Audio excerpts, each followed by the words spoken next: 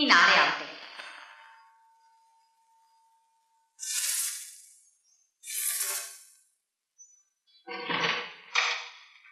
ചെറിയമ്മ 7 കാത്തിരിക്കുകയായിരുന്നു. 7 ടീച്ചറിന്റെ സമയം. ആ, എങ്ങനെ ഇരിക്കുന്നു ടീച്ചർ? ഇവൾ നന്നാവുമോ? എന്നാ ഞാൻ ക്ഷീണിച്ചിരിക്കുകയാണോ? ശരീരം കൊള്ളാം, ശരീരവും കൊള്ളാം.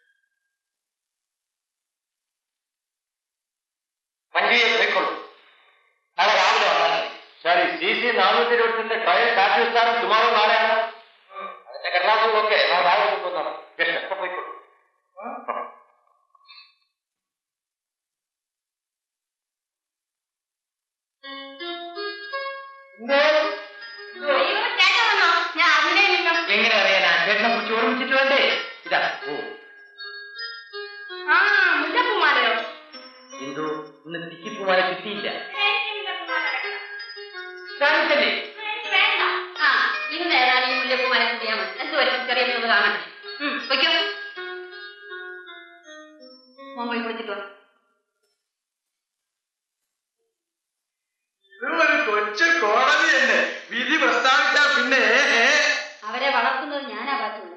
കോടതി ചെന്നാലേ വക്കീലത്തെ ഒരു സിംഹമാണെന്ന് ആളുകൾ പറയുന്നത്. അവൻ സിംഹമായാലും കടുവയായാലും എനിക്കിന്നും എന്റെ രവിക്കുഞ്ഞ് തന്നെ. ഇക്കാര്യം കൂടെ കൂടെ വക്കീലത്തെ പറയും കേട്ടോ. എന്റെ ഭർത്താവും മരിച്ചു, എനിക്ക് കുഞ്ഞുങ്ങളുമില്ല. എന്റെ ഇപ്പോഴത്തെ സമ്പാദ്യം ഈ കുഞ്ഞുങ്ങൾ മാത്രമാണ്. ആ വിചാരം അവർക്കും ഉണ്ട്. സ്വന്തം മക്കൾ പോലും ഇത്രയും സ്നേഹവും അനുസരണയും കാണിക്കാറില്ല. പാച്ചുപിള്ളയ്ക്ക് അറിയാമോ, ഇന്ദുവിനെ പ്രസവിച്ച് 6ാമത്തെ മാസത്തിൽ എന്റെ ചേച്ചി മരിച്ചു. അധിക നാൾ കഴിയുന്നതിന് മുൻപ് ചേട്ടനും മരിച്ചു.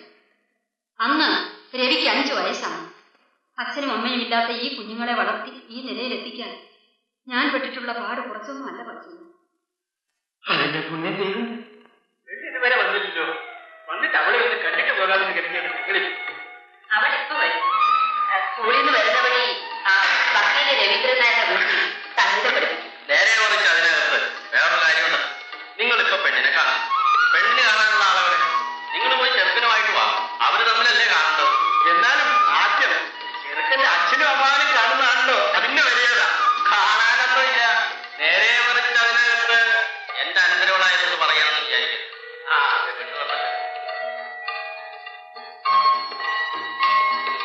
എന്താ മോളെ താമസം? എന്നും ഈ സമയത്തല്ലേ അമ്മേ ഞാൻ ആറാറുള്ളത്. നീയൊന്നാ നിശ്ചടി പോണേ. ഇതൊന്ന് കാണട്ടെ. അമ്മാവൻ ഇതിനു മുമ്പ് എന്നെ കണ്ടിട്ടില്ലേ? ഇനി കല്യാണം എന്ന് നടത്തണമെന്ന് മാത്രം ഒന്ന് തീരുമാനിച്ചാൽ മതി. ഇനി എന്തിനാ താമസിക്കുന്നത്? എത്രയും വേഗം നടന്നു വേണം. എന്നാലും പെണ്ണിന്റെ അഭിപ്രായം എന്ന് അറിയണത് എന്തറിയാൻ ഞങ്ങൾ പറഞ്ഞു അവൾ അനുസരിക്കും. അല്ലാണ്ടോ രാജലക്ഷ്മിയുടെ അനുസരണം എന്ന് പറഞ്ഞാൽ നമ്മുടെ രാമചന്ദ്രന്റെ അനുസരണം പോലെ. ഏത് രാമചന്ദ്രൻ? നമ്മുടെ ദശരഥന്റെ മോൻ രാമചന്ദ്രൻ, ശ്രീരാമചന്ദ്രൻ. ഒരു ദിവസം കാലത്ത് ദശരഥൻ കണ്ണും തിരുമ്പി എണീറ്റ് വന്നേക്കും രാമനോട് പറഞ്ഞു, എടാ മോനെ രാമു, അയ്യോ അച്ഛവരെ പോയിക്കോളാം. നേരെ മറിച്ച് അതിനകത്ത് എന്തിനാണെന്ന് പോലും ശ്രീരാമചന്ദ്രൻ ചോദിച്ചില്ല. പോവാൻ പറഞ്ഞു പോയി. അതുപോലാണ് നമ്മുടെ രാജലക്ഷ്മി. കെട്ടാൻ പറയും, കെട്ടും, അത്ര തന്നെ. അപ്പോ അടുത്ത ആഴ്ച തന്നെ വന്ന് എല്ലാ കാര്യങ്ങളെക്കുറിച്ച് സംസാരിക്കാൻ തീരുമാനിക്കാം. അപ്പൊ ഞങ്ങൾ ഇറങ്ങിട്ടോ.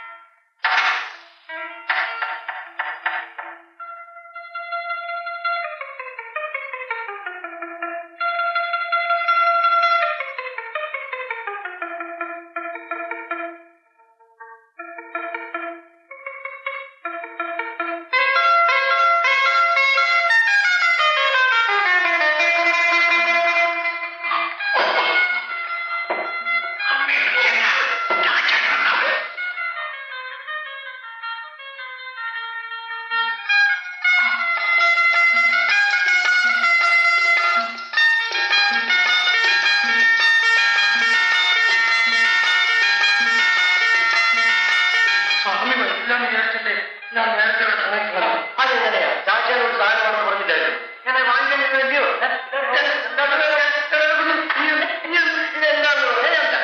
ഞാൻ കാണാതെ പറഞ്ഞ എങ്ങനെയാ ഞാൻ പറയട്ടെ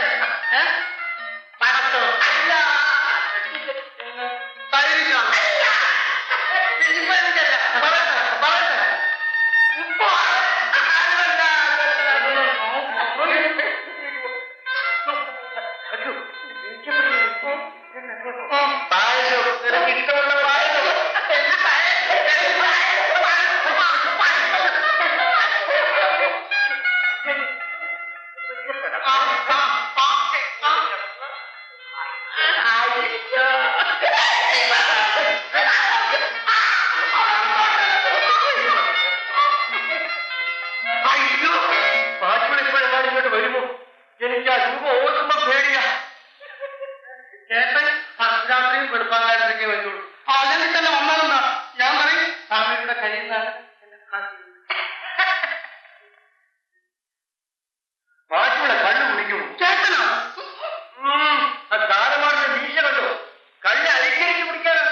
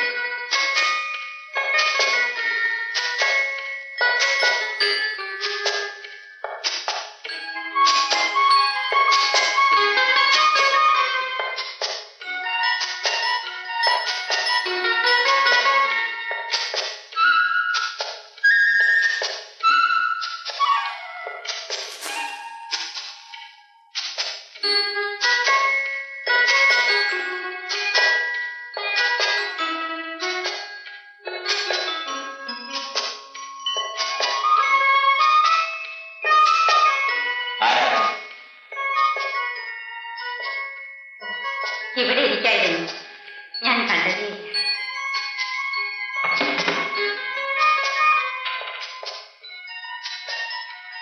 ഇത്ര വലിയ കണ്ണുണ്ടായിട്ടും കണ്ടില്ലേ? എത്രയോ വലിയ ആളാണ് അപ്പോൾ കാണാൻ കഴിയും. പിന്നെ എന്തൊക്കെ വിശേഷം? അത് കൊള്ളാം. ഇന്നലെ പറഞ്ഞ വിശേഷങ്ങളൊക്കെ എല്ലാ ദിവസവും വിശേഷങ്ങളുണ്ടാവും. സംശയമുണ്ട്. ഈ പ്രായത്തിൽ എല്ലാ നിമിഷങ്ങളിലും ഉണ്ടാകും വിജയം. എനിക്കൊരു ചെറിയ വിശേഷമുണ്ട്. വീട്ടിൽ കല്യാണ ആലോചന മുടക്കിക്കഴിഞ്ഞു. ചെറുക്കൻ എങ്ങനെയിരിക്കുന്നു? എന്താ ജോലി? നല്ല ജോലിയാണ്. ജാതകമൊക്കെ നോക്കിയോ? പിന്നെ ഭയങ്കര പൊരുത്തം. അപ്പോ അരികില എങ്ങനെ ഉണ്ട്? മുളക് കിട്ടാനില്ല. ഒരു കല്യാണാലോചനയും കൊണ്ട് വന്നിരിക്കും. നമ്മുടെ കല്യാണം നേരത്തെ തീരുമാനിച്ചതല്ലേ. അതിനിടെ പിന്നെ എന്തിനാണ് ഒരു ആലോചന? പക്ഷേ നമ്മുടെ തീരുമാനത്തിന് അമ്മ എതിരാണ്. പിന്നെ നമ്മളോ? നമ്മുടെ തീരുമാനത്തിന് അമ്മയെ, അമ്മയുടെ തീരുമാനത്തിന് നമ്മളും എതിരിന് എതിര് പോയി. ശിഷ്ടം നമ്മളും. എന്താ കണക്ക് ശരിയല്ലേ? കണക്കെല്ലാം ശരിയാണ്.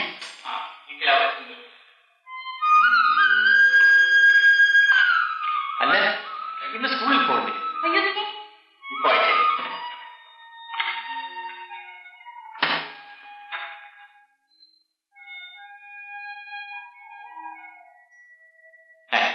ഇങ്ങനെയാണോ നിൽക്കുന്നത്? പിന്നെ ഞാൻ മറന്നുപോയി. അങ്ങനെ അങ്ങ് മറന്നാലോ? കൈയാവില്ല. ഇങ്ങോട്ട് കുറച്ച് തിരിഞ്ഞു. മുഖമൽപ്പം. കുറച്ചു ഈ കയ്യ ഇങ്ങനെ മുഖം കുറച്ചു ഇങ്ങനെ.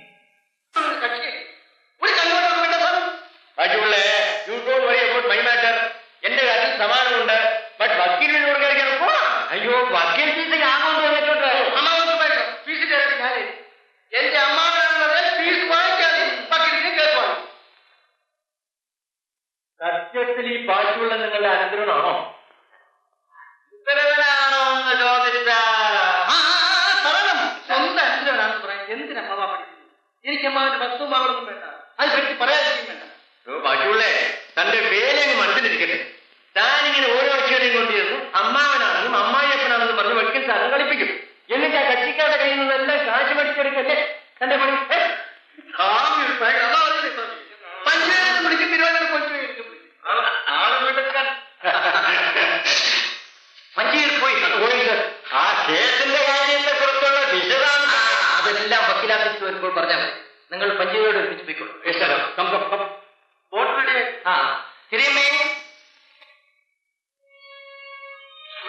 Hello, good morning Jayachandran. എല്ലാ പെയിന്റിംഗും പൂർത്തിയായി? പറഞ്ഞിടത്തോളം എല്ലാം പൂർത്തിയായി. ചെറിയ അറിയുമോ ചെയ്യുന്നത്? നീ പറഞ്ഞു കേട്ട അറിയോ? അപ്പോ നിങ്ങൾ കൂലിയൊന്നും കൊടുക്കണ്ടേ? ഞാൻ കൊടുക്കണം. ഓഹോ, ഞാൻ കോർട്ടിലേക്ക് പോകാൻ ഇറങ്ങിയായിരുന്നു. ഏതായാലും ഇനി ഇതെല്ലാം ഒന്ന് കണ്ടേച്ച് പോവാം. ബാക്കിയുള്ള ആയിരിക്കും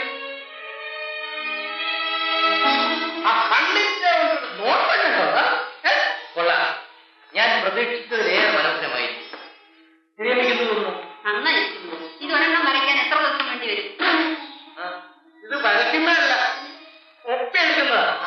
ഇവിടെ പണ്ഡിതരാണല്ലോ. ചേട്ടാ, നമുക്ക് ചെറിയമ്മയുടെ ഒരു പടം വരപ്പിക്കാം. അയ്യോ, ഞാൻ അതങ്ങോട്ട് പറയാനായിട്ട് നാക്ക് എന്ത് പറയുന്നു? നമുക്ക് ചെറിയമ്മയുടെ ഒരു പടം വരയ്ക്കാം. ഓ, ഇനി എന്റെ പടമെന്തിന്? വേണമെങ്കിൽ നിങ്ങൾ രണ്ടുപേരും വരയ്ക്കും. ആദ്യം ചെറിയമ്മ, പിന്നെ ഞങ്ങൾ. എന്താ മിസ് ചെയ്യുന്നത്? പിന്നെ ഒരു ചെറിയ ബുദ്ധിമുട്ടുണ്ട്. പടം വരച്ച് തീരുന്നവരെ ചെറിയമ്മ എല്ലാ ദിവസവും ഒരു സ്ഥലത്ത് കുറച്ചു നേരം ഇരിക്കേണ്ടി വരും. അതൊക്കെ ചെറിയമ്മ ഇരുന്നുകൊള്ളും. ചെറിയമ്മ എന്ന് പറയുന്നു. നിങ്ങൾക്ക് നിർബന്ധമാണെങ്കിൽ ഞാനിരിക്കാം. മിസ് ജയചന്ദ്രൻ, നിങ്ങൾ ഉപകാരം ചെയ്യാൻ വേണ്ടില്ല. ചെറിയമ്മ ദിവസവും നിങ്ങളുടെ ചിത്രാലയത്തിലേക്ക് വരുന്നത് അത് വേണമെന്നില്ല. ഞാൻ ഇവിടെ വന്നിട്ട് വരച്ചോളൂ. Thank you very much.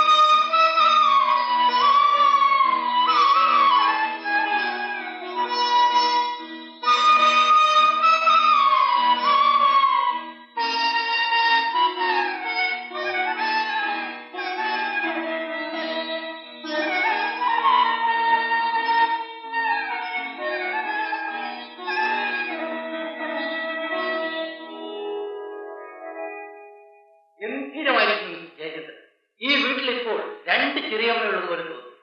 പനി തച്ചിങ്ങൊന്നും ആയിട്ടില്ല. ഞാനത് വീട്ടിൽ ചെന്നിട്ട് ചെയ്തിട്ട് തിരിച്ചു കൊണ്ടുവരാം. തിരിച്ചു കൊണ്ടുവരാൻ പറ്റും വേണ്ട. ഇപ്പൊ തന്നെ പുറത്ത് നോക്കിട്ടോ. താൻ പറഞ്ഞല്ലോ ബാക്കി പണിയുടെ കഴിയുമ്പോ ഫോട്ടോ താനേ നടന്നു പോരും. അയ്യോ ഭഗവാനെ സൃഷ്ടി. അപ്പോ ഞാൻ അങ്ങനെയാണ്. Thank you. വേണ്ട ഞാൻ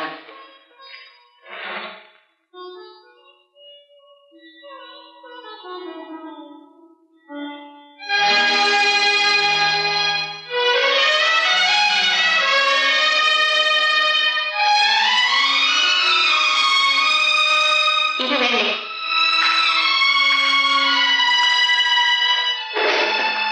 ഞാൻ മറന്നുപോയി.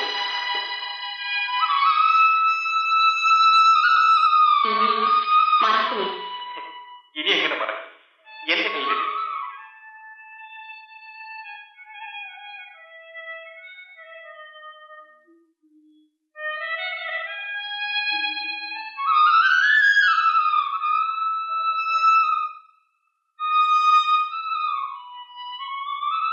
ഞാൻ ആ ബ്രഷ് കൊടുക്കാൻ പോയതാണ്. അതിനിപ്പോ ഞാനൊന്നും പറഞ്ഞില്ലല്ലോ.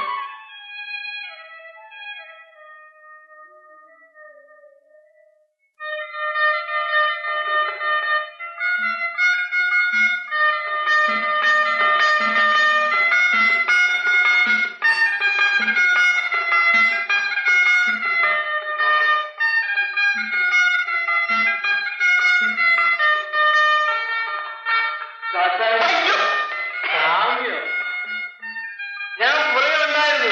ദാശാനി നടക്കുന്നത് നോക്കി നോക്കി വന്നതുകൊണ്ട് വിളിക്കാൻ മറന്നുപോയി. നല്ല ആളാണ്. അമ്മ വിളിച്ചിട്ട് പോലും നിൽക്കാതെ പോമല്ലോ. ഇന്ന് വീട്ടിലോട്ട് വരുമോ? വരാതിരിക്കുമോ? വരുമ്പോ പഞ്ചാബിനെ കൊണ്ടുവരുന്നു. ഇന്ന് സ്വാമിയുടെ അടിമറ ഞാൻ കൂടി ഇറങ്ങിപ്പോൾ അത് ഉടനെ തന്നെ വേണോ രാജു? വേണം. എനിക്ക് ഇങ്ങനെ കാത്തു കഴിയാൻ പറ്റില്ല. കുറച്ചു കാലം കൂടെ കഴിഞ്ഞിട്ട് പോരെ. ഏതായാലും ദാശാനൊന്ന് കുളിക്കാൻ. ആ കുളി കഴിഞ്ഞിട്ട് ഞാൻ ഇപ്പോ എടുത്ത് മുടിയിൽ ചൂടിത്തരാം. കുളി കഴിയുന്നവരെ ഞാൻ ഇവിടെ ഇരുന്നോളാം. അയ്യേ എന്താ അന്ന് പറ്റിക്കോളാം.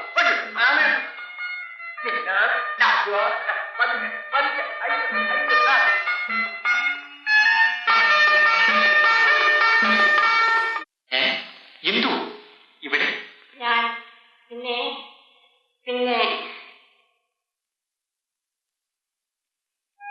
ഓഹോ, വന്ന കാര്യം മറന്നുപോയത്? ചെറിയമ്മയുടെ പെയിന്റിംഗ് പൂർത്തിയായോ? ഇല്ലല്ലോ. പൂർത്തിയായ ഉടനെ ഞാൻ അങ്ങോട്ട് കൊണ്ടുവരാം. കാണാൻ തിടുക്കമായി. 1-2 ദിവസം കൂടി ക്ഷമിക്കൂ. വീട്ടിൽ വന്നിരുന്ന് വരച്ചുകൂടി. വീട്ടിലായിരുന്നെങ്കിൽ എനിക്കും കാണാമായിരുന്നു. ഇത്രയും ദിവസം കണ്ടില്ലേ? എത്ര ദിവസം കണ്ടാലും തൃപ്തിയാവില്ല. പെയിന്റിങ്ങിനോട് അത്രയേറെ ഇഷ്ടമാണ്. പെയിന്റ് ചെയ്യുന്നവരോട്. കലാഹൃദയമുള്ളവർ അങ്ങനെയാണ്. ജയൻ ഈ പടം വരയ്ക്കാൻ എങ്ങനെ പഠിച്ചു? ഏത് പെയിന്റിങ്? കുട്ടിക്കാലം മുതൽക്കേ എനിക്കൊരു വാസനയുണ്ടായിരുന്നു. പിന്നെ സ്വയം വരച്ചും അറിവുള്ളവരോട് ചോദിച്ചും പറഞ്ഞുമൊക്കെ പഠിച്ചു. എന്നെ കൂടി പഠിപ്പിക്കാമോ? ഇത് വളരെയേറെ മുഷിയിരുന്ന് ചെയ്യേണ്ട ജോലിയാണ്. ഇന്ദുവിന് അതിന് ക്ഷമ കിട്ടുമോ? അത് കാര്യമില്ല, ഞാൻ പഠിച്ചുകൊള്ളാം. ശരി, എന്നാൽ നോക്കാം. എന്താണ്? ഞാൻ പറയാം. ഇന്ദുവിന്റെ സഹോദരനോട് ഞാൻ ചേട്ടനോടൊന്നും ചോദിക്കാനില്ല. എനിക്കിഷ്ടമാണെങ്കിൽ അവരെല്ലാം സമ്മതിക്കും. ഓഹോ, ഏതായാലും ഇന്ദുക്ക് പോവുകയില്ലേ? എങ്കിലും ഞാൻ പോയത്. ഞാൻ കാത്തിരിക്കാം. എന്തിനാ ഇത്ര പെട്ടെന്ന് മാറണോ? എന്നെ പഠിപ്പിക്കാമെന്ന് പറഞ്ഞില്ലേ? ഓ ശരി ശരി, ഏതായാലും ഇപ്പൊ പോവുകയില്ലേ?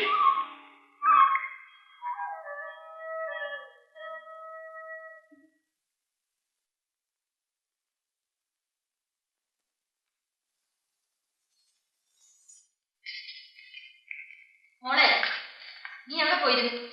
എങ്ങും പോയില്ല. എന്നിട്ട് ഇവിടെ കണ്ടില്ലല്ലോ. ഞാൻ പിന്നെ ചെറിയമ്മയുടെ പടം കാണാൻ പോയതാ. ഞാനത് ഊഹിച്ചു. എന്നിട്ട് കണ്ടോ? ജയചന്ദ്രൻ എന്ത് പറഞ്ഞെന്നാണ് ചോദിച്ചത്? ഒന്നും പറഞ്ഞില്ല. പിന്നെന്തിനു പോയി? മോളെ, നിന്നെ ചെറിയമ്മയാണ് വളർത്തിയത്. നീ മനസ്സിൽ കാണുന്നത് ഞാൻ മാനത്ത് വായിക്കും. ശരി, ഇനി നിന്റെ കാര്യങ്ങളൊന്നും നീ തീരുമാനിക്കില്ല. എല്ലാം ചെറിയമ്മയ്ക്ക് വിട്ടുതന്നാലും ചെറിയമ്മ ജീവിക്കുന്നത് തന്നെ അതിനു വേണ്ടിയാണ്. ഞാൻ പറയുന്നത് നമുക്ക് മനസ്സിലാവുന്നുണ്ടല്ലോ.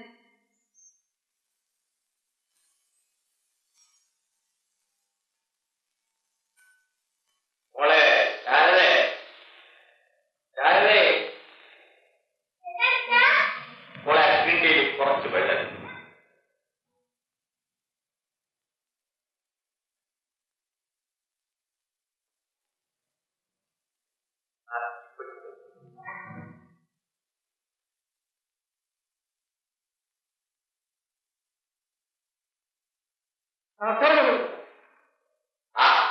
പാട്ടില്ലേ വരൂ.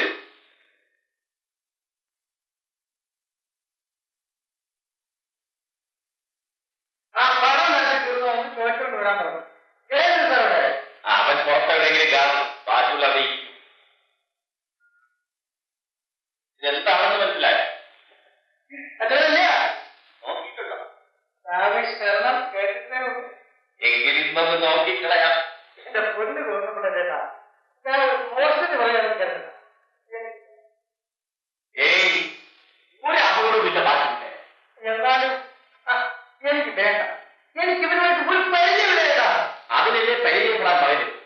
ഒരിക്കലും ഇതിനെ പിടിച്ചാൽ പിന്നെ മരിക്കുന്നത് വരെ വിടാൻ തോന്നുമ്പോഴെല്ലാം വേണ്ട പറയാൻ വയ്യ. ഇന്ന് താനത് പിടിച്ചു നോക്കും. ഒന്നുമില്ലെന്ന് ഒരു മോഹന ഉള്ളിലോട്ട് എന്നാൽ പിന്നെ സാഹിത്യമല്ലേ സാഹിത്യം. പിന്നെ പിടിച്ചേക്കാം. സമയം എന്നാൽ ഇങ്ങനെ ഒരു കാര്യം കിട്ടുന്നെങ്കിൽ പിടിച്ചേക്കാം. മൗസ്തുതി പറയാന്ന് വിചാരിച്ചത് ഇതെങ്ങനെയാണ് പെരുമാറേണ്ടതെന്ന് കാണിക്കുന്ന ബാക്കി ഞാൻ അതെ.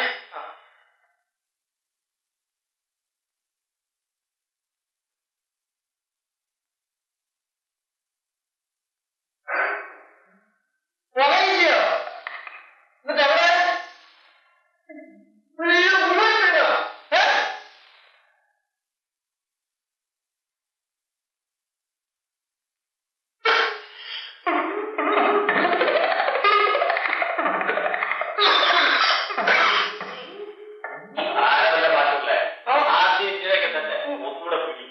ഞാൻ പിടിക്കണം. പോയപ്പോ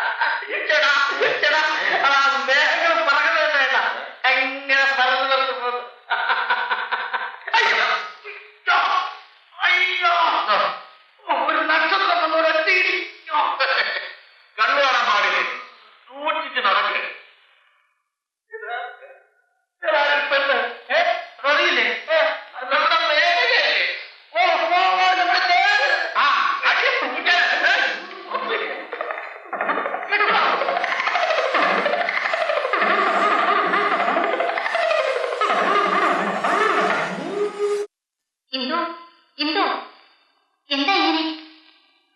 എത്ര നല്ല പാട്ട്. ഇന്ദുവിനെ ഈ പാട്ട് ആര് പഠിപ്പിച്ചു? ആരും പഠിപ്പിച്ചല്ല, ആരോ പാടിക്കൊണ്ട് പോകുന്നത് കേട്ടതാണ്. ഓഹോ, ടീച്ചർ ഈ പാട്ടിനെ പഠിച്ചു. പാട്ട് പഠിക്കുകയും പഠിപ്പിക്കുകയുമാണല്ലോ എന്റെ ജോലി. ആ, നമ്മള് തപസ്സിരുന്ന ഇതുപോലൊരു ബന്ധം നമുക്ക് കിട്ടുവാണോ? ഒരു മഹാനാണെന്നെ ഭർത്താവായിട്ട് കിട്ടുന്നത് കൊച്ചു കാര്യമാണോ? അവർക്ക് മണി പോലത്തെ ഭർത്താവിനെ ഞാൻ ഉണ്ടായി കൊടുത്തോട്ടെ. ഈ കുടുംബ ഭർത്താവ് ഇവിടെ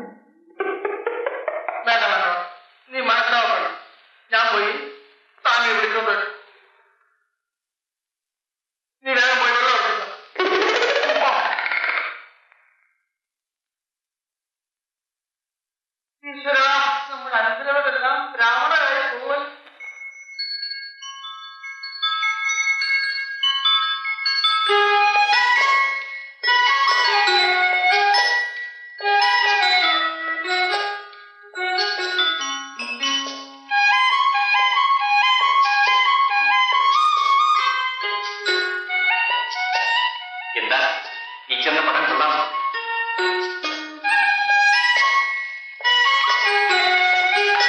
പടം കൊള്ളാമോ? കൊള്ളാം, നന്നായിരുന്നു. ആ, ചെറിയമ്മയുടെ പെയിന്റിംഗ് പൂർത്തിയായിട്ടുണ്ട്. ഞാൻ അങ്ങോട്ട് കൊണ്ടുവരാം. ഞാൻ പെയിന്റിങ്ങിന് വേണ്ടി വന്നതല്ല. പിന്നെ എന്നോട് ചോദിച്ചു. എന്തോന്ന്? എല്ലാം മനസ്സിലാക്കിക്കൊണ്ടാണ് ചെറിയമ്മ ചോദിച്ചത്. പക്ഷേ എനിക്കൊന്നും മനസ്സിലാകുന്നില്ല. എന്നെ പെയിന്റിംഗ് പഠിപ്പിക്കാമെന്ന് പറഞ്ഞില്ലായിരുന്നു? പറഞ്ഞു. സമയമില്ലാഞ്ഞിട്ടല്ലേ? സമയമുള്ളപ്പോൾ പഠിപ്പിച്ചാൽ മതി. ഞാൻ എവിടെ വന്നത്? ഇവിടെ നിങ്ങളുടെ വീട്ടിലെ സൗകര്യങ്ങളൊന്നും ഇവിടെ ഉണ്ടാകാൻ പറ്റില്ല. എന്റെ ജയിൽ ഇവിടെ ഉള്ളതുകൊണ്ട് മറ്റുള്ളതെല്ലാം എനിക്ക് അസുഖമാണ്. മരണം വരെ ഞാൻ ഇവിടെ കഴിഞ്ഞുകൊള്ളാം. എന്തു പെയിന്റിംഗ് പഠിക്കുന്ന കാര്യമല്ല പറയുന്നത് തോന്നുന്നു. അല്ല, എന്റെ ഭാവി രൂപീകരിക്കുന്ന കാര്യമാണ്. അക്കാര്യം എന്നോട് പറയുന്നു. മറ്റാർക്കും അതിന് അവകാശമില്ല. ഈ ജീവിതം ആ പാദങ്ങളിലാണ്. എന്തു എന്നെ വല്ലാതെ തെറ്റിദ്ധരിച്ചിരിക്കുന്നു. ഇല്ല, എന്റെ ധാരണകളൊന്നും തെറ്റാകരുതെന്ന് എനിക്ക് പ്രാർത്ഥനയുണ്ട്. ഇങ്ങനൊരു അപകടം സംഭവിക്കുമെന്ന് നേരത്തെ എനിക്ക് ഭീതി ഉണ്ടായി. അതുകൊണ്ടാണ് പെയിന്റിംഗ് പൂർത്തിയാക്കാതെ ഇന്ദുവിന്റെ വീട്ടിൽ നിന്നും ഞാൻ പോകുന്നത്. ഇതിൽ അപകടം എന്തിരിക്കുന്നു ജയൻ? ആരോമനായി വളർന്ന ഇന്ദു ഞാൻ കാരണം വേദനിക്കേണ്ടി വരും. അത് തന്നെ അപകടം. എന്നോട് ക്ഷമിക്കൂ. എനിക്ക് വേണ്ടി മാത്രം ജീവിക്കുന്ന ഒരുത്തിയുണ്ട്. അത് ഞാനല്ലേ ജയൻ? അല്ല, അവൾ എപ്പോഴും എന്നോടൊന്നിച്ചുണ്ടാകും. ഇതാ ഇപ്പോഴും എന്റെ പ്രപഞ്ചം നിറഞ്ഞു നിൽക്കുന്നത് രാജലക്ഷ്മി. ഈ ജീവിതത്തിൽ മറ്റൊരാൾക്ക് അങ്ങോട്ട് കടന്നു വരാനാണ്. എന്നോട് ക്ഷമിക്കൂ. സാരമില്ലേ, മറക്കാനാവാത്തൊന്നും സംഭവിച്ചില്ല. അറിയാതെ കണ്ടുമുട്ടി അന്ന് മുതൽ തുടങ്ങിയതാണ് ഈ ആരാധന. തെറ്റ് ചെയ്ത് ഞാനാണ്. എനിക്ക് നേരത്തെ തടയാമായിരുന്നു. അല്ല, തെറ്റുകളെല്ലാം എന്റേതാണ്. അർഹതയില്ലാത്തത് ആശിച്ചു, അറിയാതെ കൈനീട്ടി. പൊട്ടത് തീക്കട്ടെ, പൊള്ളിയത് ആത്മാവ്. സാരമില്ല, ഒരു ചെറിയ പരിചയത്തിന്റെ വലിയ ദുഃഖചിന്തയുമായി ഞാൻ കഴിഞ്ഞുകൊള്ളാം. എന്നോട് ക്ഷമിക്കൂ ഞാൻ, എന്നോട് ക്ഷമിക്കൂ.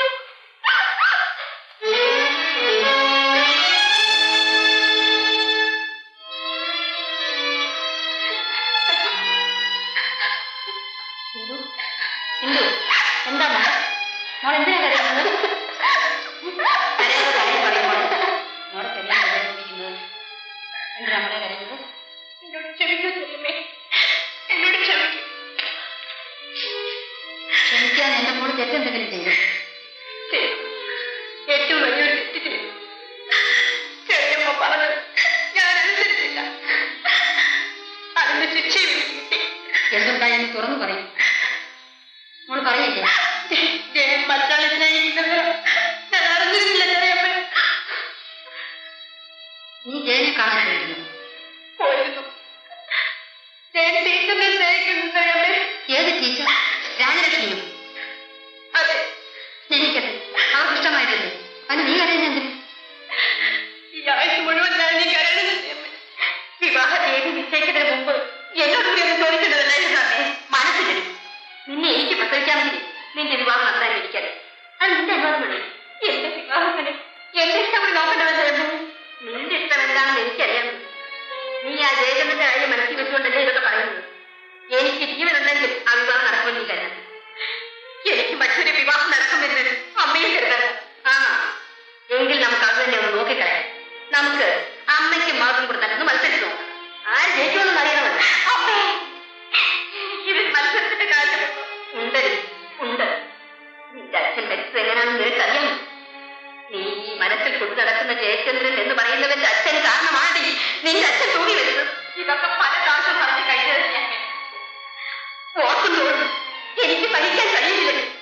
നിന്റെ അച്ഛനെ പറഞ്ഞു വഞ്ചിച്ച് ഉണ്ടായിരുന്ന സ്വത്ത് മുഴുവൻ നശിപ്പിച്ച ആ മഹാനദിയുടെ മകന് നിന്നെ ഞാൻ വിവാഹം കഴിച്ചു കൊടുക്കാൻ. അത് നടക്കണമെങ്കിൽ ഞാൻ മരിക്കണമെങ്കിൽ ഞാൻ മരിക്കണം.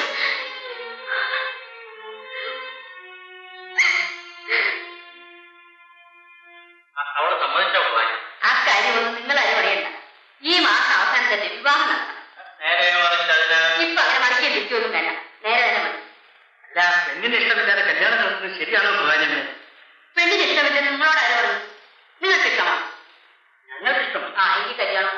അത്ര ഈ എതിർപ്പെല്ലാം കല്യാണം കഴിയുന്നവരെ കല്യാണം കഴിഞ്ഞാ പിന്നെ നേരെ അതിനകത്ത് ഇതുപോലെ എത്ര എതിർപ്പുകാരെ കണ്ടതാ. ഈ മാസം അവസാനം തന്നെയുള്ള ഒരു മുഹൂർത്തം നോക്കണം. അത്ര നേരെ മറിച്ചാല് അച്ഛൻ എന്തെങ്കിലും തെറ്റ് ചെയ്തെങ്കിൽ അതിന് സമാധാനം പറയേണ്ടത് ഞാനാണ്. എന്നാൽ ആവുന്ന വിധമെല്ലാം ഞാൻ പറഞ്ഞു നോക്കി. പക്ഷേ അമ്മ സമ്മതിക്കുന്നില്ല. അപ്പോൾ രാജി എന്ത് ചെയ്യാൻ തീരുമാനിച്ചു? ഞാൻ ചെയ്തത് എന്താണെന്ന് ജയനാണ് തീരുമാനിക്കുന്നത്. രാജിയുടെ അമ്മയെ കണ്ട് ഞാനൊന്ന് സംസാരിച്ചു നോക്കിയാലോ? അതുകൊണ്ട് പ്രയോജനമുണ്ടെന്ന് എനിക്ക് തോന്നുന്നില്ല. എന്നാലും ഞാനൊന്ന് സംസാരിച്ചില്ല എന്ന കുറ്റം വരരുത്. സംസാരിച്ചാലും അമ്മ സമ്മതിച്ചില്ലെങ്കിലോ? സമ്മതിച്ചില്ലെങ്കിൽ എന്ത് വേണമെന്ന് ഞാൻ തീരുമാനിക്കില്ല. രാജിക്ക് അതിഷ്ടമല്ല. എന്നോട് അങ്ങനെ ചോദിക്കണം. ജയൻ എന്ത് തീരുമാനിക്കണം അതനുസരിക്കാൻ ഞാൻ തയ്യാറാണ്. ശരി. ദയവ് ചെയ്ത് ഞാൻ പറയുന്നു കേൾക്കും. വേണ്ട, എനിക്കൊന്നും കേൾക്കണ്ട. നീ പറഞ്ഞല്ലേ എനിക്കൊരു കേട്ടത്. നേരെ മറിച്ച് അതിനകത്ത് ഏജന്റിന്റെ കൂടുതലായിട്ട് എന്തെങ്കിലും വേണ്ടതേ, ഒരക്ഷരം കേൾക്കണ്ട. ഈ വീട്ടിൽ പെണ്ണിലേക്ക് വരാൻ ഇവന് എങ്ങനെ ധൈര്യം ഉണ്ടായി? ഇതിൽ ധൈര്യം വന്നിരിക്കുന്നു. ഞാനൊരു പുരുഷനല്ല. നിങ്ങളുടെ മകളെ എനിക്ക് വിവാഹം ചെയ്തു തരണമെന്ന് എനിക്ക് ആവശ്യപ്പെട്ടിട്ടുണ്ട്. അയ്യോടാ പുരുഷ, വേറൊന്നും വേണ്ട നിനക്ക്. എടാ, എന്റെ പെണ്ണിനെ വെട്ടിക്കീറി വാഴച്ചുവിട്ട് കെട്ടാൻ പോലും നിനക്ക് ഞാൻ കെട്ടിത്തരും. അറിയാമോ നിനക്ക്? നേരെ മറിച്ച് അതിനകത്ത് വെട്ടിക്കീറി അവൻ കല്യാണാലോചനയെ കൊണ്ട് വന്നിരിക്കുന്നു. എടാ, നിന്റെ അച്ഛന്റെ കടത്തിന് വേണ്ടി എന്റെ ഭർത്താവിനെ പിടിച്ച് ജാമ്യം നൽകി. അവസാനം നിന്റെ അച്ഛൻ കൈമലർത്തി കാണിച്ചപ്പോൾ ഞങ്ങളുടെ സ്വത്താണ് അതിച്ചുകൊണ്ടുപോയത്. അതുകൊണ്ടല്ലേ എന്റെ ഭർത്താവ് തൂങ്ങി വരുന്നത്. ഞങ്ങളെ വഞ്ചിച്ച് വഴിയാധാരമാക്കിയിട്ട് വീണ്ടും ഈ വീട്ടിൽ നിന്ന് പെണ്ണ് ചോദിക്കാൻ നിനക്ക് എങ്ങനെ ധൈര്യമുണ്ടായാ? ഈ പറഞ്ഞതെല്ലാം സത്യമായി. പക്ഷെ ഇക്കാര്യത്തിൽ ഞാൻ നിരപരാധിയില്ല. ആഹാ, എന്നാലേ എന്റെ മോനൊരു കാര്യം, ആറ്റിലോട്ട് ഇറങ്ങി ഒന്ന് മുങ്ങി കുളിച്ചിട്ടു പെണ്ണിനെ ഇപ്പൊ തന്നെ പിടിച്ചറിയാം. എന്ത് പറയും? അവരുടെ മകളല്ലേ, അവർക്ക് ഇഷ്ടമില്ലെങ്കിൽ നിങ്ങൾ എന്തിനാ നിർബന്ധിക്കാൻ പോകുന്നത്? ഇവർക്ക് ഇഷ്ടമില്ലായിരിക്കാം, രാജലക്ഷ്മിക്ക് ഇഷ്ടമാണെങ്കിൽ. ആരിഷ്ടമായെന്നാ പറയുന്നത്? എന്റെ മകൾ സമ്മാനം വരുത്താൻ വേണ്ടി ഇവൻ പുറകെ നടക്കുന്നത്. ഇന്നു മുതലാകട്ടെ, അവൾ പള്ളിപ്പുറത്തി പോകുമ്പോൾ വഴിയിലെല്ലാരും വെച്ച് ഇവൻ അവളോട് വർത്തമാനം പറയാൻ ചെന്നെന്ന് ഞാൻ അറിഞ്ഞാൽ അന്ന് ഇവിടെ കൊലപാതകം നടക്കും. ഭവാനി നീ ശരിക്കും അറിഞ്ഞിട്ടില്ല. നേരെ മറിച്ച് അതിനകത്ത് എനിക്ക് പോലും ഭവാനി ശരിക്കും മനസ്സിലാക്കാൻ കഴിഞ്ഞിട്ടില്ല. പിന്നെ ഏജന്റിന്റെ കാര്യം പറയണം. അപ്പോ ഇതാണ് നിങ്ങളുടെ തീരുമാനം അല്ലേ? അതേടാ, അതെ. ഈ മാസം 25-ാം തീയതി രാജലക്ഷ്മിയുടെ കല്യാണം നടക്കും. അത് നടക്കുമെന്ന് തോന്നുന്നില്ല. നടക്കുപെടാ, നടക്കും. അവൾ എന്റെ മകളാണെങ്കിൽ അവളുടെ കല്യാണം ഞാൻ നടക്കും. രാജലക്ഷ്മി ഉണ്ടായിട്ട് മറ്റേ കല്യാണം നടത്താൻ അവളെ നീ എന്ത് ചെയ്യുവാ? കൊന്നുകളെ. അവളെ നീ എന്ത് ചെയ്യുന്നത്? മര്യാദയ്ക്ക് പറഞ്ഞാൽ കേട്ടില്ലെങ്കിൽ പിന്നെ മര്യാദ പഠിപ്പിക്കാൻ വന്നിരിക്കും. എങ്ങനെ? എന്റെ പേര് ഭവാനിയെന്നാണെങ്കിൽ ഞാൻ തീരുമാനിച്ച ആളിനെ കൊണ്ടാണ് വിവാഹം വന്നിരിക്കുന്നു. നേരെ മറിച്ച് അതിനകത്ത് എന്റെ മുഖത്തിലല്ലേ നാം ആദ്യം. അത് അച്ഛൻ കാരണമാണ്. ഞാൻ പറഞ്ഞു അവർക്ക് പെണ്ണി കൊടുക്കാൻ. പെണ്ണ് ചോദിക്കാൻ പാടില്ലാത്ത വിധമുള്ള ശത്രുത എങ്ങനെ ഉണ്ടായി? ഇവിടെ അവളെ തന്നെ വരെ കല്യാണം കഴിക്കുമ്പോൾ നിനക്ക് നിർബന്ധമല്ല. ഞാൻ സ്നേഹിക്കുന്ന പെണ്ണിനെ എന്റെ അച്ഛൻ ഞാൻ കല്യാണം കഴിക്കേണ്ടത്.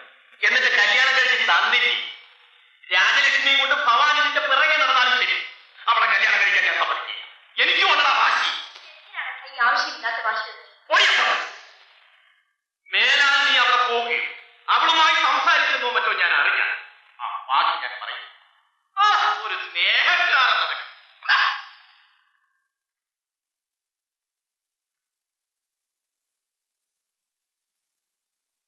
ഗംഭീരമായിരുന്നു അല്ലേ? ഇത് കൊള്ളാൻ കേട്ടാ, ചെറിയമ്മ പോലെ തന്നെ. പിന്നെ ചെറിയമ്മയുടെ പടം വരച്ചാൽ നിന്നെ പഠിപ്പിക്കും. ജയചന്ദ്രൻ എന്താ വരാതിരുന്നത്? ചേട്ടൻ അത്യാവശ്യമായി എവിടെ പോയിരിക്കാൻ. പണത്തിന്റെ കാര്യം വല്ലതും പറഞ്ഞയച്ചിരുന്നു? ഇല്ല, ജയചന്ദ്രൻ ഇങ്ങോട്ട് വരുമോ? എനിക്കറിഞ്ഞില്ല. നമ്മളെന്തിനു ചെയ്യുന്നു? ജയചന്ദ്രനെ കാക്കുന്നു. പണം കൊടുത്തു വിട്ടില്ലേ? അപ്പൊ പണം കൊടുത്തയച്ചേക്കാം. ഇത് മിസ്റ്റർ ജയചന്ദ്രൻ കൊടുത്തേക്കും.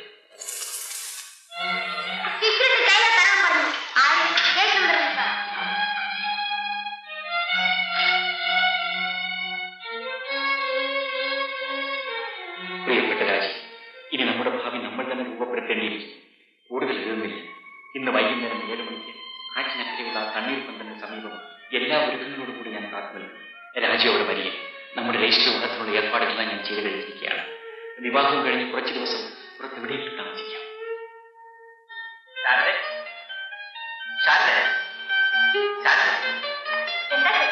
അച്ഛനെ പുറത്തെവിടെയെങ്കിലും പോയതായി? ഇത് നിനക്കുള്ളതാണ്. നീ കുറച്ച് നാളുകൾ എന്നോട് ആവശ്യപ്പെടുന്നത് ഇപ്പോഴാണ് ഇത് വാങ്ങാൻ കഴിയുന്നത്.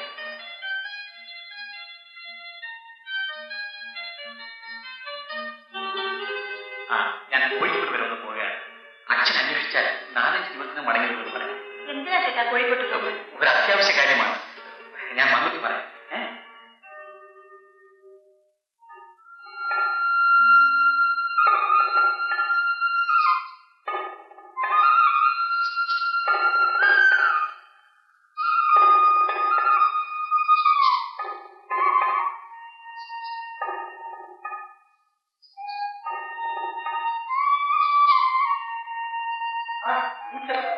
എന്തുവിടെ ഇല്ലല്ലോ? എവിടെ പോയി? അവളൊരു കല്യാണത്തിൽ പോയിരിക്കുകയാണ്. ട്യൂഷൻ വേണ്ടെന്ന് ഇന്നലെ എന്നോട് പറഞ്ഞില്ലേ? ട്യൂഷൻ കഴിഞ്ഞിട്ട് അവൾ പോയാൽ മതിയായിരുന്നു. കല്യാണം രാത്രിയിലാണ്. ഞാനും ചെറിയമ്മയും ഒക്കെ പോകുന്നുണ്ട്. അതിനിടയിൽ അവളുടെ ചില കൂട്ടുകാരികൾ വന്നു.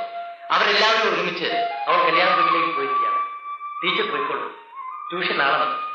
ക്ഷമിക്കണം കേട്ടോ.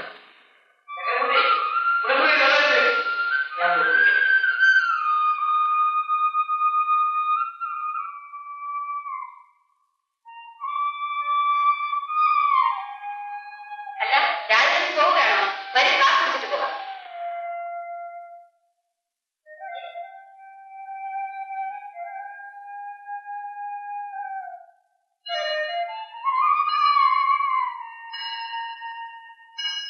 ഞാനും കല്യാണ വീട്ടിലേക്ക് പോകാൻ ഇറങ്ങിയത്. ഇന്ദു നേരത്തെ പോയി.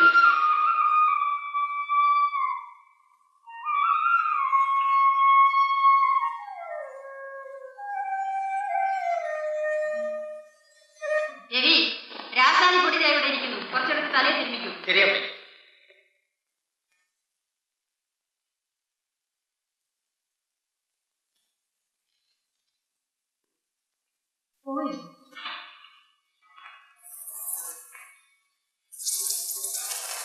രവി, ഞാൻ കല്യാണ വീട്ടിലേക്ക് പോവുകയാണ്. നീ വന്നേക്കുമല്ലോ. ഞാൻ വന്നേക്കാം.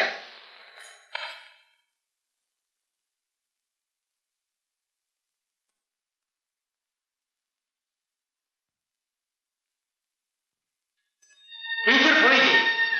ഇല്ല, ഞാൻ രാധമ്മ ടീച്ചറിന് വേണ്ടി കാത്തു നിൽക്കുകയാണ്. ആരാത്? എന്നോട് ഒന്നിച്ച് പഠിപ്പിക്കുന്ന ഒരു ടീച്ചറാണ്. 7 മണിയോട് കൂടി ട്യൂഷൻ തീരും. അപ്പോൾ വരാനാണ് പറഞ്ഞിരുന്നത്.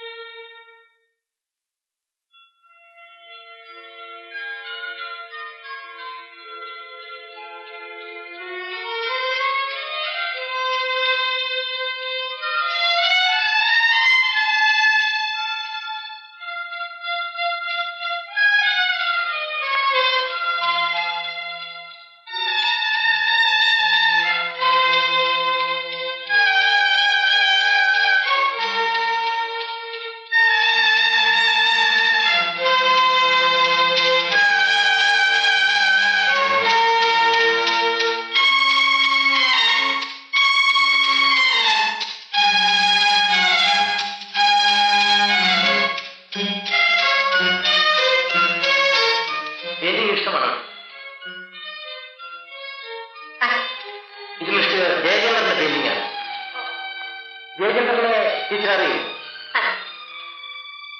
മനോഹരമായി. അതാ, അതും ജയചന്ദ്രൻ തന്നെ വരച്ചതാണ്.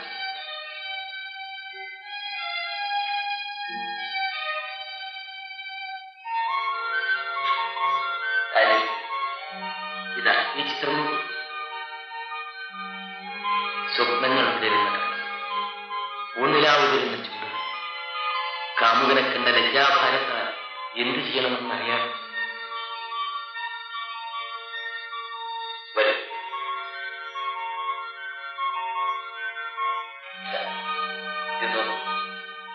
കേരള സൗന്ദര്യം ഉടലെടുത്ത ആ യുവറാണ് രാജലക്ഷ്മിയുടെ ഒരു ചിത്രം ഈ വേഷത്തിൽ വരയ്ക്കുന്നെങ്കിൽ വിശ്വസൗന്ദര്യത്തിന്റെ മാരകമായ ആ രൂപം യുവലോകം ഈ ചേവടിയിൽ പുഷ്പാഞ്ജലി ചെയ്യുക.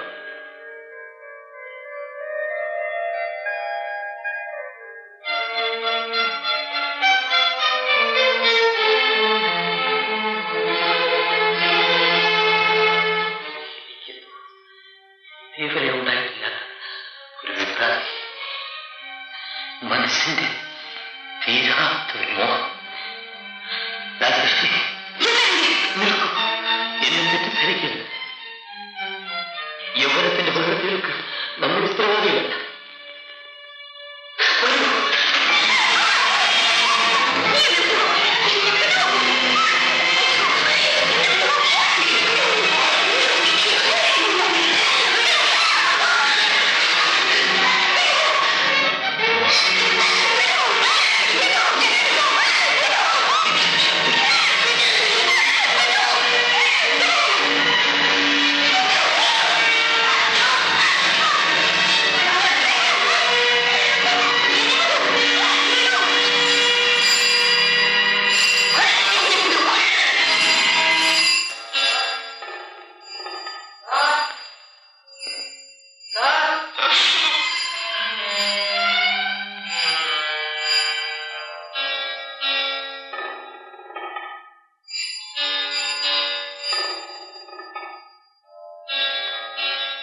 ഹലോ,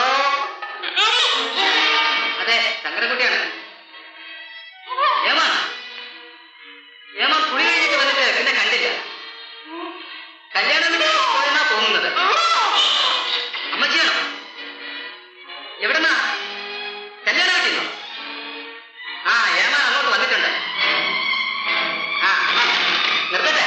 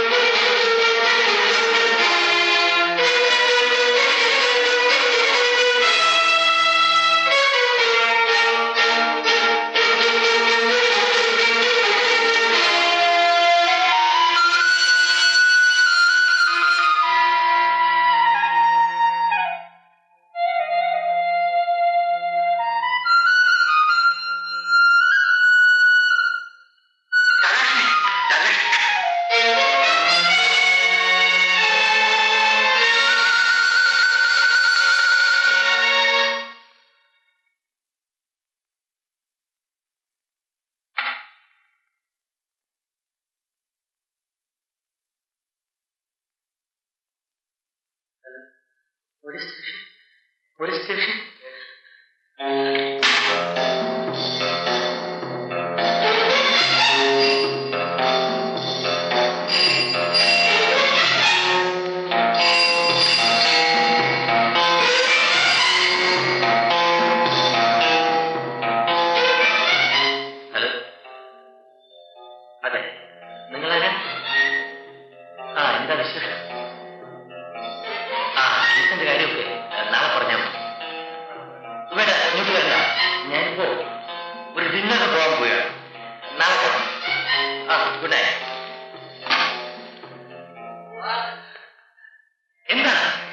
മുമ്പ് അമ്മയ്ക്ക് ഫോണിൽ വിളിച്ചിരുന്നു. ഹേമ കല്യാണ വീട്ടിലേക്ക് പുറപ്പെട്ടില്ലേ എന്ന് ചോദിച്ചപ്പോൾ ഞാൻ പറഞ്ഞു പുറപ്പെട്ടെന്ന്. ഏതായാലും ഞാൻ കല്യാണത്തിന് പോകുന്നില്ല. അവരെ കൂട്ടിക്കൊണ്ടുവരാൻ നീ ഇതിനെ പൊയ്ക്കോളൂ. ഇപ്പോൾ തന്നെ പോ.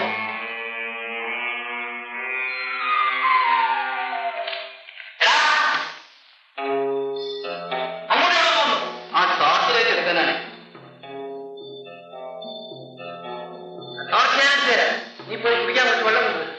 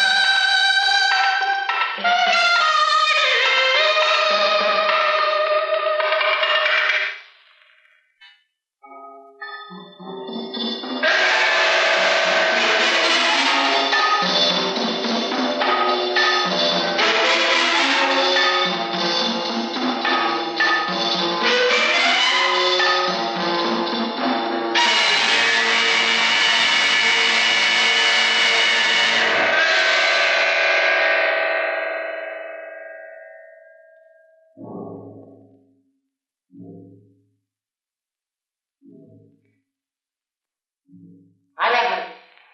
ഓ, മിസ്റ്റർ ജയചന്ദ്രൻ. രാജലക്ഷ്മി ടീച്ചർ ഇന്ന് വന്നിട്ടുണ്ട്. രാജലക്ഷ്മി ടീച്ചറോ? അവർക്ക് ട്യൂഷനിലായിരുന്നു. അവർ ആരോഗ്യം വന്ന് പോയി. അതെ, എന്താ വിശേഷം? ഒന്നുമില്ല, ഒരു ട്യൂഷൻ ഏർപ്പാട് ചെയ്യുന്നുണ്ടായിരുന്നു. ഓഹോ, അവർ ആരോഗ്യം വന്ന് പോയി. അപ്പോ ഞാൻ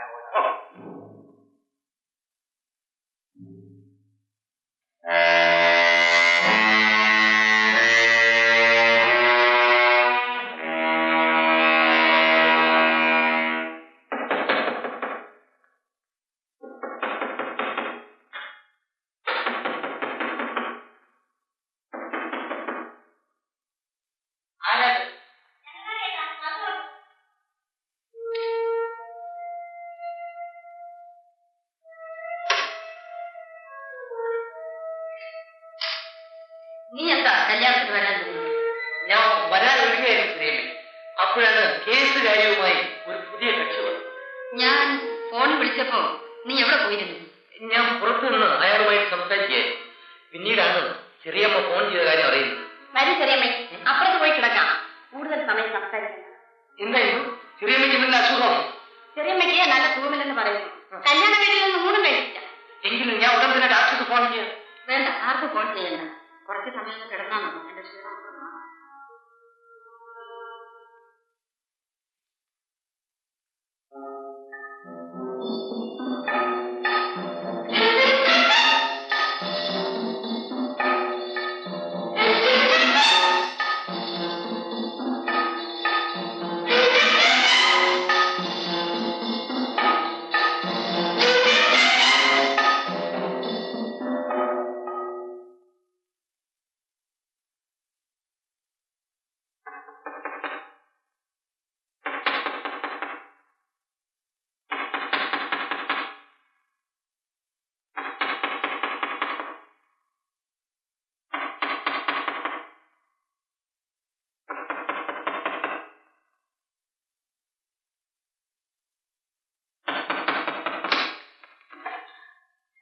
രാജലക്ഷ്മി ഇതുവരെ വീട്ടിൽ വന്നില്ല. അതുകൊണ്ട് അന്വേഷിച്ച് വന്നത്. ടീച്ചർ വന്നില്ലേ? ഇന്ന് ട്യൂഷനിലായിരുന്നുകൊണ്ട് നേരത്തെ ഇവിടുന്ന് പോയതാണത്. എന്നിട്ട് അവിടെ വന്നില്ലല്ലോ. ഇവിടെ കാണുമെന്ന് വിചാരിച്ചാണ് ഞങ്ങൾ ഇരുന്നത്. ഭവാന്യമ്മയോ എന്താ ഈ രാത്രി? രാജലക്ഷ്മിയെ കണ്ടില്ല. എവിടെ പോയി? ഇവിടുന്ന് നേരത്തെ പോയെന്ന് പറയുന്നു. അതെ, ഇന്ദു ഇവിടെ ഇല്ലായിരുന്നത് കൊണ്ട് ഇന്ന് ട്യൂഷനും ഇല്ലായിരുന്നു. ആരാ? ഒരു രാഘമ്മ ടീച്ചർ. അത് അവളുടെ കൂടെ പഠിപ്പിക്കുന്ന ഒരു ടീച്ചറാണ്. ആ, ഒരു രാഘമ്മ ടീച്ചറെ കാണണമെന്ന് പറഞ്ഞാണ് ഇവിടെ നിന്ന് പോയത്. എനിക്ക് നമ്മളിവിടെ വന്ന നേരം കൊണ്ട് രാജലക്ഷ്മി അവിടെ വീട്ടിലെത്തിക്കാണ്. നമുക്ക് പോവാം. ഇത് രാജലക്ഷ്മിയുടെ ബാഗാണത്. അയ്യോ, ടീച്ചർ മറന്നുപോയതായിരിക്കും. ഇനി നമുക്ക് താമസിക്കണ്ട. ആദ്യം രാഘവ ടീച്ചറിന്റെ വീട്ടിൽ നോക്കാം. അത് കഴിഞ്ഞ് വീട്ടിലേക്ക് പോയാൽ. എന്നാ ഞങ്ങൾ വരട്ടെ. അവൾ ഇതുവരെ ഇത്രയും താമസിച്ചിട്ടില്ല. അതുകൊണ്ടാണ് ഞങ്ങൾ അന്വേഷിച്ചു വന്നത്.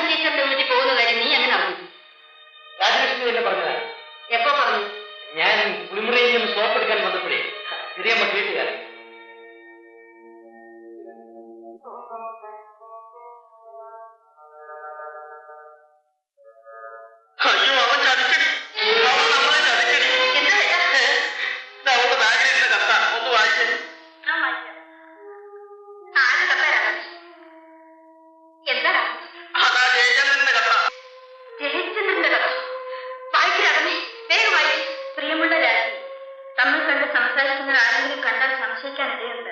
അതുകൊണ്ടാണ് കത്ത് ഈ കുട്ടിയുടെ കയ്യിൽ കൊടുത്തയക്കുന്നത്. നേരെ മറിച്ച് അതിനകത്ത് ഈ കത്ത് അതിനിടയ്ക്ക് മറിക്കാൻ വന്നിരിക്കുക. നീ വായി. നമ്മുടെ വീട്ടുകാർ നമുക്കെതിരാണ്. ഇനി നമ്മുടെ ഭാഗം നമ്മൾ തന്നെ രൂപപ്പെടുത്തേണ്ടി വരും. അത് രൂപപ്പെടുത്തുന്നത് എനിക്കൊന്ന് കാണണം. ആഹാ, ഈ വലിയ ലോകത്തിൽ ചെറിയവരായ നമുക്ക് ഇടം ലഭിക്കാതിരിക്കില്ല. നമ്മുടെ രജിസ്റ്റർ വിവാഹത്തിലുള്ള ഏർപ്പാടുകളെല്ലാം ഞാൻ ചെയ്തു വെച്ചിരിക്കുകയാണ്.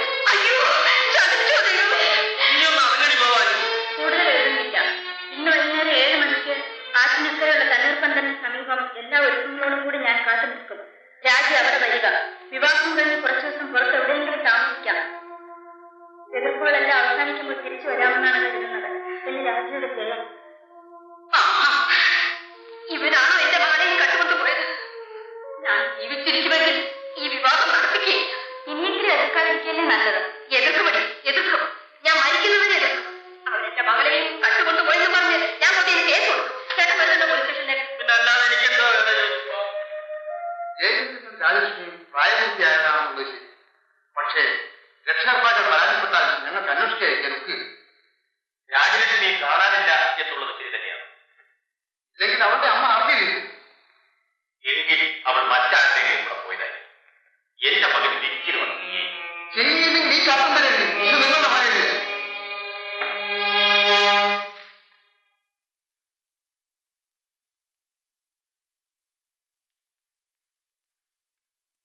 ഇതെന്റെ മകനെന്ന് പറയുന്ന ദ്രോഹിയുടെ കത്താണ്. ഈ കത്തെഴുതിയിട്ടും രാജലക്ഷ്മി ചെല്ലാതിരുന്നുകൊണ്ട് ജയചന്ദ്രൻ വഴിയിൽ പതുങ്ങിയിരുന്ന് രാജലക്ഷ്മിയെ ബലാത്കാരമായ രീതിയിൽ കടത്തിക്കൊണ്ട് പോയിരിക്കുന്നതെന്നാണ് ഈ ഹർജിയിൽ പറഞ്ഞിരിക്കുന്നത്. ഇത് എഴുതിയവൻ അതും ചെയ്യും. ഇനി എനിക്ക് സംശയമില്ല. അപ്പോൾ ജയചന്ദ്രൻ എവിടെയാണെന്ന് നിങ്ങൾക്ക് അറിയില്ല അല്ലേ?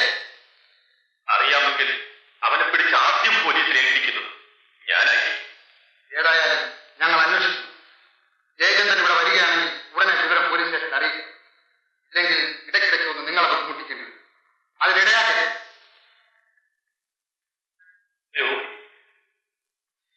ഞാൻ പറഞ്ഞത് കേൾക്കാതെ അവൻ പെണ്ണിനെ മോഷ്ടിക്കാൻ പോയി.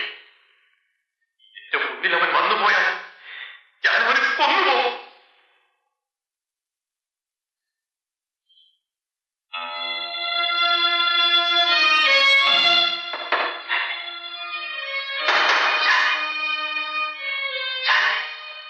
ആരാത്?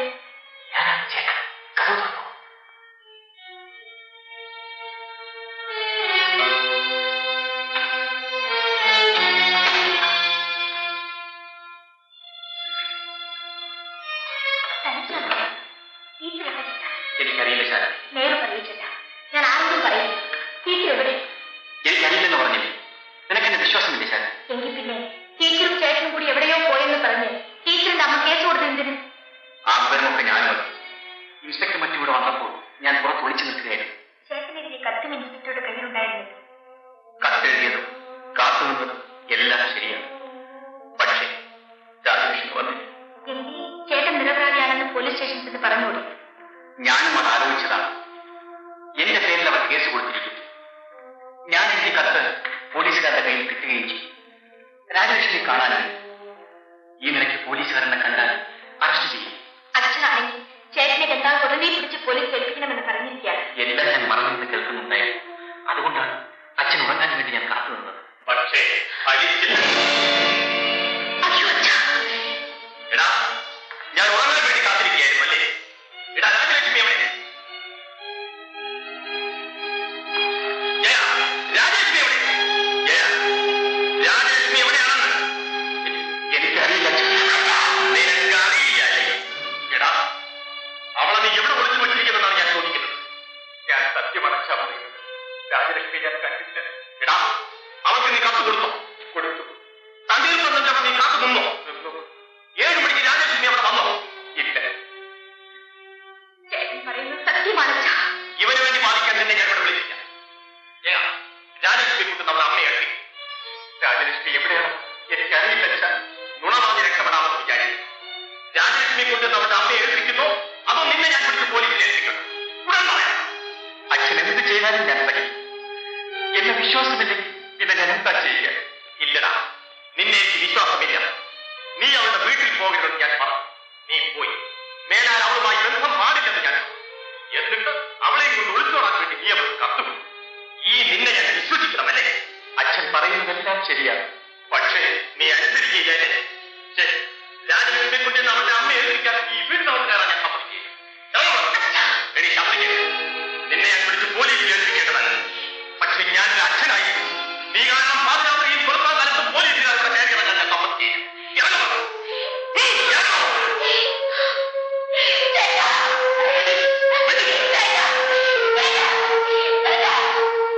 എങ്കിലും പാട്ടുള്ള പഠിക്കണമല്ലോ. നാട്ടിലെ മുഴുവൻ പാട്ടാണ് കേട്ടതാ. നാട്ടുകാരെല്ലാം ചുമ്മാ പാടുന്നത് അങ്ങനെയുണ്ടോ? ഒന്നും അറിയാത്ത പോലെ കൊച്ചു എവിടെയാ താമസിച്ചിരിക്കുന്നത്? ഞാൻ സമാധാനമല്ല. രാജലക്ഷ്മിയെ പാട്ടുള്ള കൊണ്ടുപോയി താമസിപ്പിച്ചിരിക്കുന്നു എന്നാണ് ജനസംസാരം. ഞാൻ താമസിപ്പിക്കും, ഞാൻ താമസിപ്പിക്കാതിരിക്കും. സാധിച്ചെന്ന് വേണം. എങ്കിലും പാട്ടുള്ള എങ്ങനെ സാധിച്ചെടുത്തു?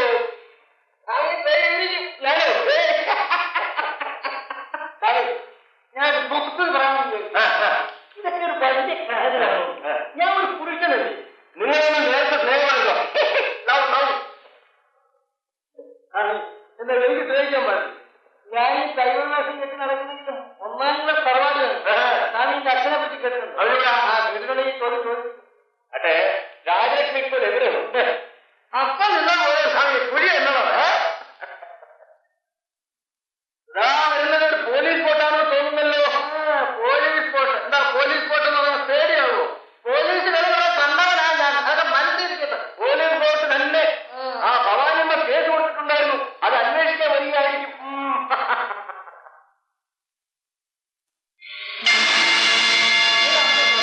പോലീസ് ബോട്ടാണല്ലോ. ബാക്കിയുള്ള തിരക്ക് വരികയായിരിക്കും. എന്തിന്? രാജേഷിനെ കട്ടുകൊണ്ടുപോയെന്നും പറഞ്ഞ് അവരുടെ അമ്മ ബാക്കിയുടെ പേരിൽ കേസ് കൊടുത്തിട്ടുണ്ടായിരുന്നു.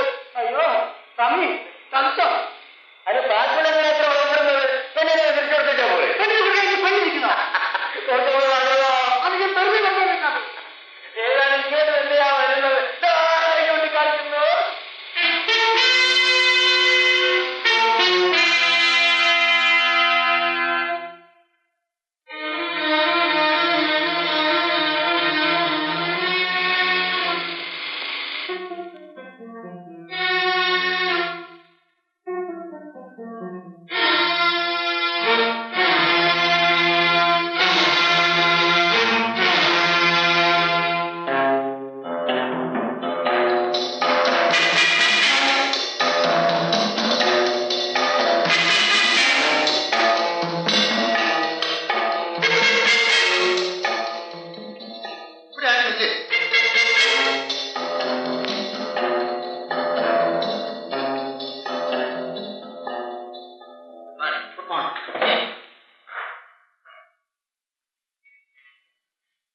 ഞങ്ങൾക്ക് ചില സംശയങ്ങളെല്ലാം അതിനെക്കുറിച്ച് ചോദിക്കാനാണ് ഞാൻ വന്നത്.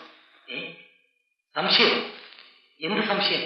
ആ രാജലക്ഷ്മി ടീച്ചർ ഇന്നലെ ഇവിടെ വന്നിരുന്നു. എങ്കിൽ ബാക്കി സംഭവങ്ങളും വക്കീൽ സാർ അറിയാൻ ഇടയുള്ളൂ. ഇല്ല, എനിക്കൊന്നും അറിഞ്ഞില്ല. എന്താണ് സംഭവിച്ചത്? ആ സ്ത്രീ ഇന്നലെ എത്ര മണിക്കാണ് ഇവിടെ നിന്ന് പോയത്? ഒരു 6:30 ഇവിടെ നിന്ന് പോയി. ശരി, ഇതറിയാൻ വേണ്ടിയാണ് ഞാൻ വന്നത്. എന്നാൽ ഞാൻ ഇറങ്ങട്ടെ. എന്താ കാര്യം? അല്ല, മിസ്റ്റർ ജയേന്ദ്രൻ രാജലക്ഷ്മിയെ ബലാത്കാരമായി തട്ടിക്കൊണ്ടുപോയി എന്നൊരു പെറ്റീഷൻ ഞങ്ങൾ കിട്ടിയിട്ടുണ്ട്. തട്ടിക്കൊണ്ടുപോയി? ഏത് ജയേന്ദ്രൻ? നമ്മുടെ പടമൊക്കെ വരയ്ക്കുന്ന ജയേന്ദ്രൻ? അതെ, അവർ തമ്മിൽ സ്നേഹമായിരുന്നു. അവരൊരുമിച്ച് സ്ഥലം വിടാൻ തീരുമാനിച്ച മിസ്റ്റർ ജയചന്ദ്രൻ രാജലക്ഷ്മിക്ക് എഴുതിയ ഒരു കത്തും ഞങ്ങളുടെ കയ്യിൽ കിട്ടിയിട്ടുണ്ട്. ഓഹോ, സംഭവം അങ്ങനെയാണ്. അപ്പോൾ വക്കീൽ സാർ ഇതിനെ കുറിച്ചൊന്നും അറിയില്ല. ഈ വക കാര്യങ്ങളൊക്കെ എനിക്കെങ്ങനെ അറിയാൻ? അവർ രണ്ടുപേരും വക്കീൽ സാറിന്റെ പരിചയക്കാരാണല്ലോ. ആ നിലയ്ക്ക് വക്കീൽ സാറിന് അവരെ കുറിച്ച് എന്തെങ്കിലും? എനിക്കൊന്നും അറിയാൻ പാടില്ല. എങ്കിൽ ക്ഷമിക്കണം, ഞാൻ അവരെ അങ്ങനെ.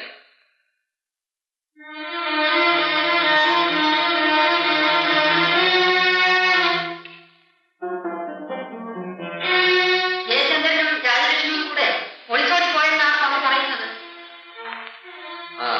അങ്ങനെ ഒരു പെറ്റീഷനാണ് അവർക്ക് കിട്ടിയിട്ടുള്ളത്.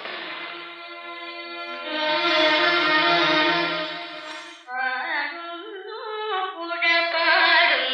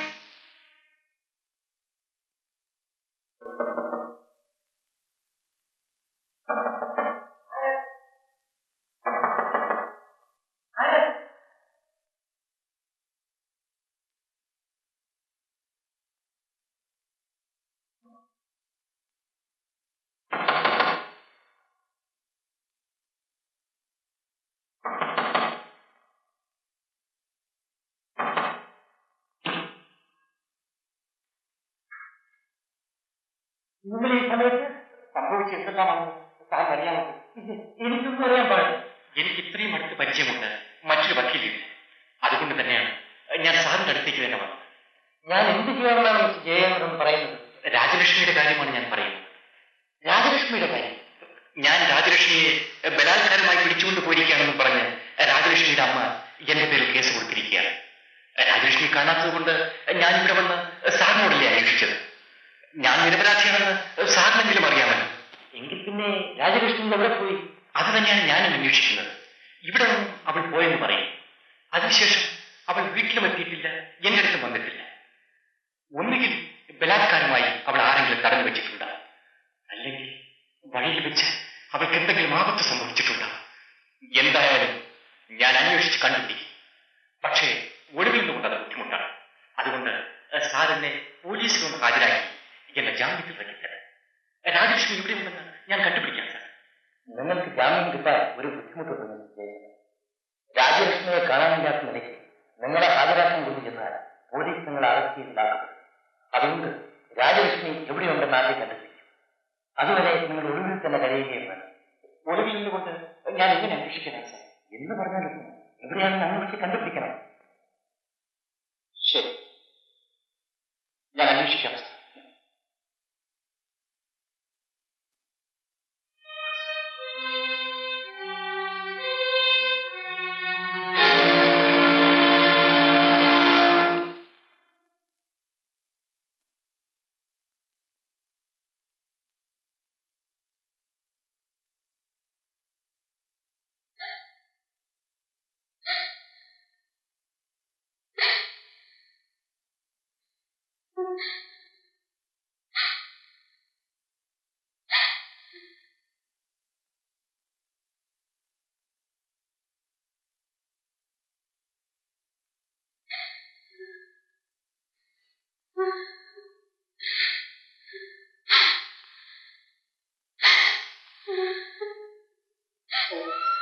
രാജലക്ഷ്മി ഇവിടുന്ന് പോയിട്ട് നാട്ടുകാരും വീട്ടുകാരും അവളെ കണ്ടിട്ടില്ല. പിന്നെ അവൾ എവിടെ പോയി? ഇതൊക്കെ എന്നോട് ചോദിച്ചാൽ ഞാനൊക്കെ അറിയാൻ കഴിയും. ദീപം ദീപം ദേവി മഹാമായെ കാത്തുരക്ഷിക്കണമേ.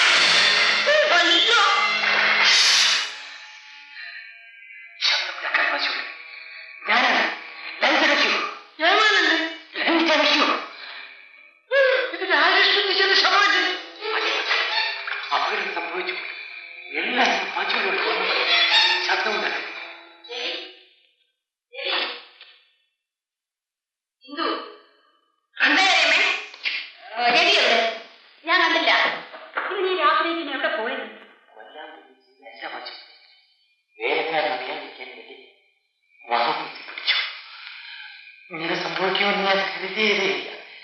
പാച്ചുവിൽ എന്നെ സഹായിക്കും. അല്ല, അതിനൊരു കാര്യമുണ്ടല്ലേ മാറ്റി. ഏവരെന്ന് പറഞ്ഞ് ഭയപ്പെടുന്നു. രാജലക്ഷ്മി ടീച്ചർ കട്ടോണ്ട് പോയെന്ന് പറഞ്ഞു ജയചന്ദ്രൻ സാറിന്റെ പേര് കേസെടുത്തു. നമ്മളെന്തിനെ ശവം ചുമക്കുന്നു? പോലീസുകാർ ജയചന്ദ്രൻ സാറിനെ പിടിച്ചോളൂ. ശവം ആദ്യം തന്നെ കിടക്കട്ടെ. അത് അവിടെയാണ് പാച്ചുവിനെ. രാജലക്ഷ്മി മരിച്ചത് ആർക്കും അറിയില്ല. എവിടെയോ ഒളിച്ചു കഴിയുകയാണെന്ന് എല്ലാവരും വിചാരിച്ചു. നേരെ മറിച്ച് ശവം കണ്ട എങ്ങനെ മരിച്ചു, ആര് കൊന്നു എന്നെല്ലാം അന്വേഷണം തുടങ്ങും. അത് അവിടെയാണ് പാച്ചുവിനെ. ആ, അത് ശരിയാണ്. ശവം പുറത്ത് കാണാൻ പാടില്ല. നമുക്ക് കടലിൽ കെട്ടാൻ ഒരിക്കൽ ഞാൻ കടലിൽ കൊണ്ടിട്ടതാണ്. ഏറ്റത്തിന് അത് പൊങ്ങി വന്നിരിക്കുക. നീ എന്ത് ചെയ്യും? പാച്ചുവിനെ ഒരു കാര്യം ചെയ്യാം. ഒരു വലിയ കല്ല് ഈ ശവത്തെ കെട്ടി കടലിൽ കൊണ്ടിടാം. പിന്നെ അത് പൊങ്ങില്ല. ആ, അത് ബുദ്ധിയാണ്. എന്നാൽ നീ താമസിക്കട്ടെ, അങ്ങനെ കാണാം.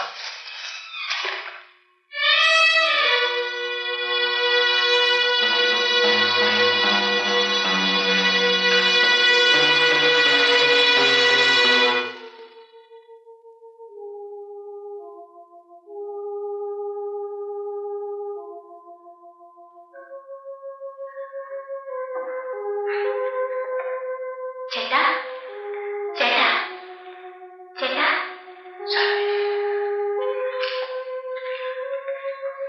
ഞാൻ വരാൻ താമസിച്ചു.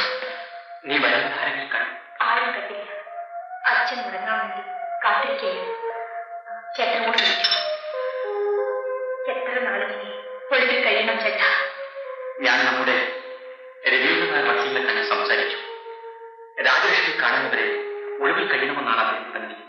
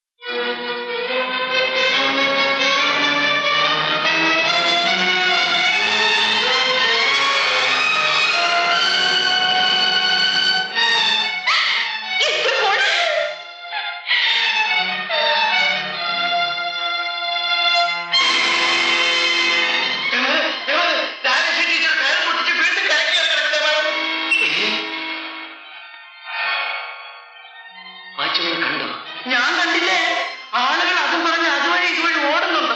എനിക്കൊരു ആളുണ്ടാവുകയാണെന്ന്. അപകടം ഒരപകടവുമില്ല. വാച്ചുപിള്ള ഇതേപ്പറ്റി ആരോടും വർത്തമാനം പറയാൻ പോകാതെ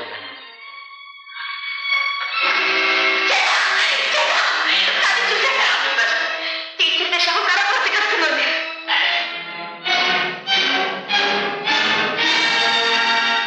ചേട്ടനാണ് കൊന്നതെന്ന് ആരോടൊന്നും പറയുന്നു ചേട്ടാ.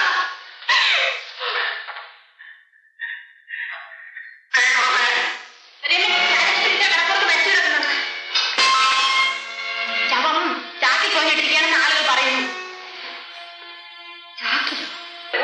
എന്റെ ഭർത്താവിനെ ഇവന്റെ മകൻ എന്റെ മകനെ ഇവരെ കൊണ്ടേ ഞാൻ പോകുള്ളൂ. ഇവരെ കൊണ്ടേ ഞാൻ പോകുള്ളൂ. എന്റെ തലയ്ക്കുന്ന പ്രാന്ത് വെച്ചോ. ഈ അരിയേറ്റവർക്ക് ചാക്കളെ വെള്ളം തരുന്നത് എന്റെ സ്വാമി. ഒരു ആപത്ത് വന്നതിന് ശേഷം അതിനെപ്പറ്റി ആലോചിച്ചു. പ്രയോജനമൊന്നുമില്ല. ഇപ്പൊ എന്ത് ആപത്ത് വരുന്നതാണ് പറയുന്നത്? എന്താപത്തുന്നോ? ആ രാജലക്ഷ്മിയുടെ അനുഭവം സ്വാമി അറിയില്ല. അപ്പോൾ ഈ ഭൂമിയിൽ ചാക്കുള്ളത് കൊണ്ട് രാജലക്ഷ്മി മരിച്ചതാണോ താനീ പറയുന്നത്? ഇക്കാലത്ത് ആരെ വിശ്വസിക്കാൻ ഞാൻ മുഖത്ത് പറയാൻ സാധിക്കും. സ്വാമിയാണ് ഒരു ചാക്ക്. ഞാനാണ് ഊതി വിളിപ്പിച്ചാൽ ഇവിടെ ഞാൻ നിൽക്കുക. എന്നെ പിടിച്ച് ഒരു ചാക്കിനകത്ത് കെട്ടി കടലിൽ തള്ളിക്കളയാന്ന് സ്വാമിക്കൊരു ഗീതം. എന്താ അങ്ങനെ സംഭവിച്ചിടണം? അങ്ങനെ സംഭവിച്ചാൽ സമാനം ഉണ്ടായിരിക്കും. ഒക്കെയല്ല. അതുകൊണ്ട് എനിക്ക് കയറാവുന്ന ഒരു ചാക്ക് സമീപ പ്രദേശങ്ങളിൽ അങ്ങനെ അങ്ങനെ അങ്ങനെ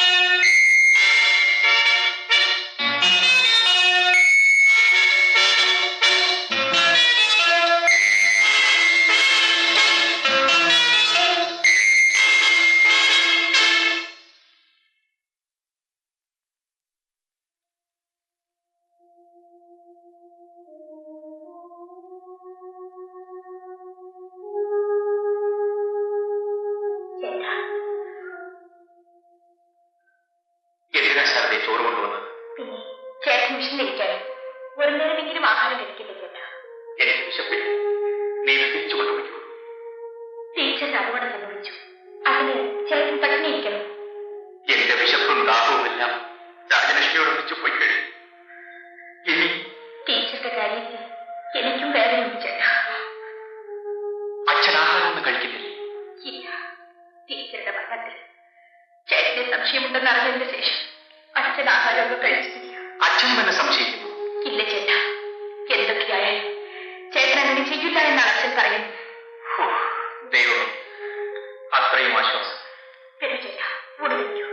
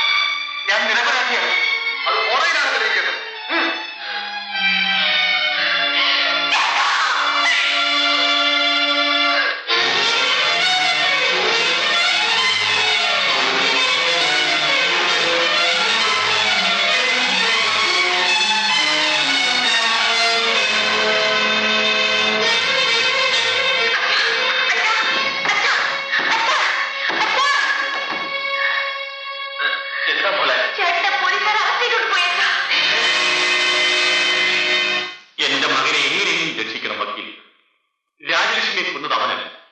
എന്റെ മകൻ കൊലപാതകം ചെയ്യുകയില്ല. അവൻ ഒളിവിൽ കഴിയുന്നത് തന്നെ വക്കീൽ സാർ പറഞ്ഞിട്ടാണെന്ന് ഞാൻ അറിഞ്ഞു. അതുകൊണ്ടാണ് വക്കീൽ സാറിനെ ഞാൻ അവയെ പ്രാപിക്കുന്നത്. എങ്ങനെയെങ്കിലും എന്റെ മകനെ രക്ഷിക്കും. എനിക്ക് എന്ത് ചെയ്യാൻ പോയത്? കൊലക്കേസല്ലേ? അവൻ കൊന്നിട്ടില്ല വക്കീൽ. മറ്റെന്തെല്ലാം ദോഷമുണ്ടെന്ന് പറഞ്ഞാലും അവൻ കൊലക്കുറ്റം ചെയ്യുകയില്ല. വക്കീൽ സാർ അവരെ ജാമ്യത്തിലിറങ്ങും.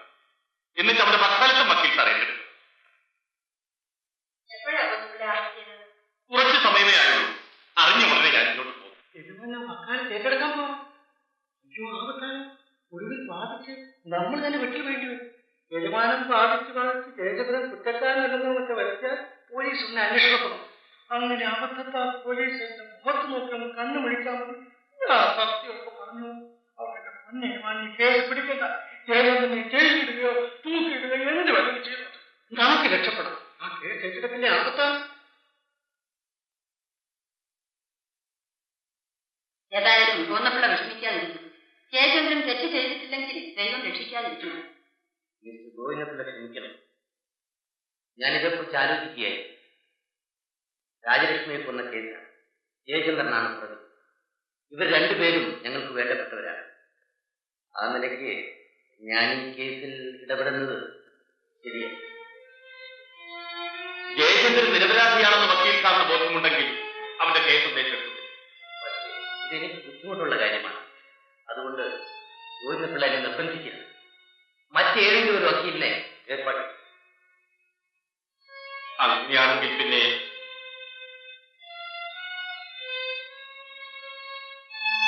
ഞാനേ പറയാം.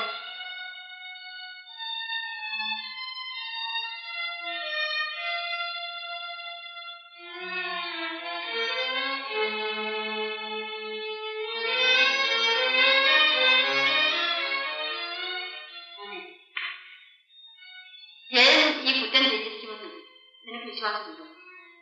കോടതി തെളിവാണ് പ്രധാനം. നമ്മുടെ വിശ്വാസത്തിന് സ്ഥാനമില്ല. എന്നാലും സംഭവങ്ങളെല്ലാം നല്ലവണ്ണം അറിയാവുന്ന ഒരു വക്കീൽ എന്ന നിലയിൽ ജയനെ പറ്റി നിനക്കൊരു അഭിപ്രായം കാണുന്നു. ജയനെ കൃത്യം ചെയ്യാനുള്ള ധൈര്യം ഉണ്ടാകുമെന്ന് എനിക്കും തോന്നുന്നില്ല. നീ പിന്നെ എന്തുകൊണ്ട് ജയന് വേണ്ടി ഹാജരാകാൻ വിസമ്മതിച്ചു? ഈ കേസിലെ വാദിയും പ്രതിയും നമുക്കൊന്നുപോലെ സ്നേഹമുള്ളവരാണ്.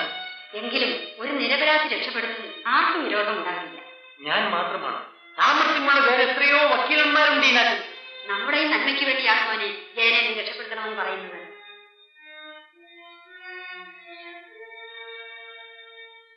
നമുക്കറിയാവുന്ന ഒരു പയ്യൻ കുറ്റം ചെയ്തിട്ടില്ലെന്ന വിശ്വാസവും നമുക്കുണ്ട്. ഒരു നിർദോഷിയെ സഹായിക്കുന്നതുകൊണ്ട് നമുക്കൊരു ദോഷവും വരാനില്ല. നീ മടിക്കാതെ ജയന് ജാമ്യം കൊടുത്ത് അവന്റെ വക്കാലത്തും സ്വീകരിക്കണം. അമ്മേ, ഞാൻ പറയുന്നത് എനിക്കറിയാം. പക്ഷെ ഈ കാര്യത്തിൽ അമ്മ പറയുന്നത് നീ കേട്ടു തന്നെ ആകണം.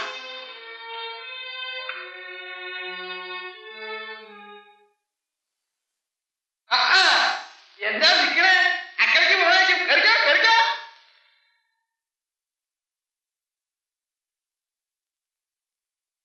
പിന്നെ യജമാൻ അറിയണ്ട, കത്തുപോട്ടും മറ്റുമല്ല. എന്നാലും ഒരു കണ്ണുമാട്ടമൊക്കെ വേണമല്ലോ.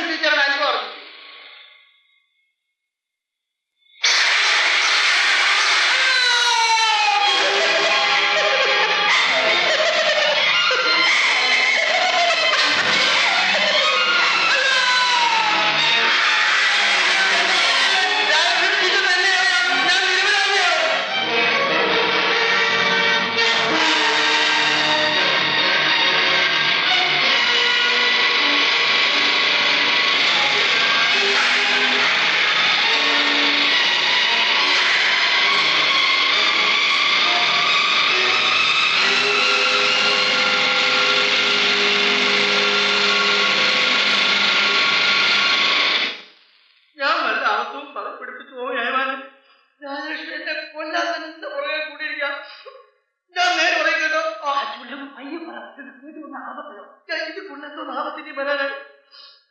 കണ്ണടച്ചു പോയാൽ ആ ലക്ഷ്മിയുടെ പ്രേതം എന്റെ കൂടെ തന്നെ ഉണ്ട്. തലക്കെത്താത്തി നോക്കി ആ ചാക്ക് പൊട്ടിക്കേറി ആ പാട്ട് നിലവിളി എന്നെ കൊല്ലും. ലക്ഷ്മി എന്നെ കൊല്ലാൻ തന്നെ കൂടിയിരിക്കുകയാണ്. ഭീതി കൊണ്ട്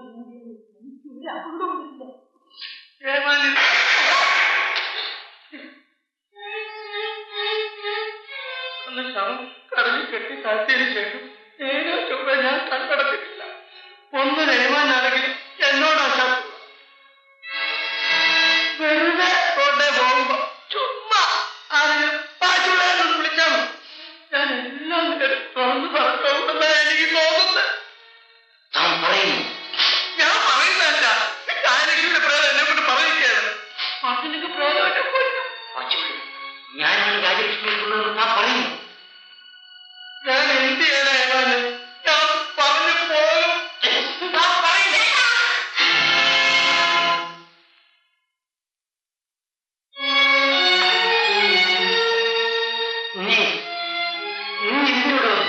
പറഞ്ഞതെല്ലാം ഞാൻ കേട്ടു. ഇതെല്ലാം സത്യമാണോ ചേട്ടാ? എന്റെ ചേട്ടനാണോ ടീച്ചറിനെ കൊന്നത്?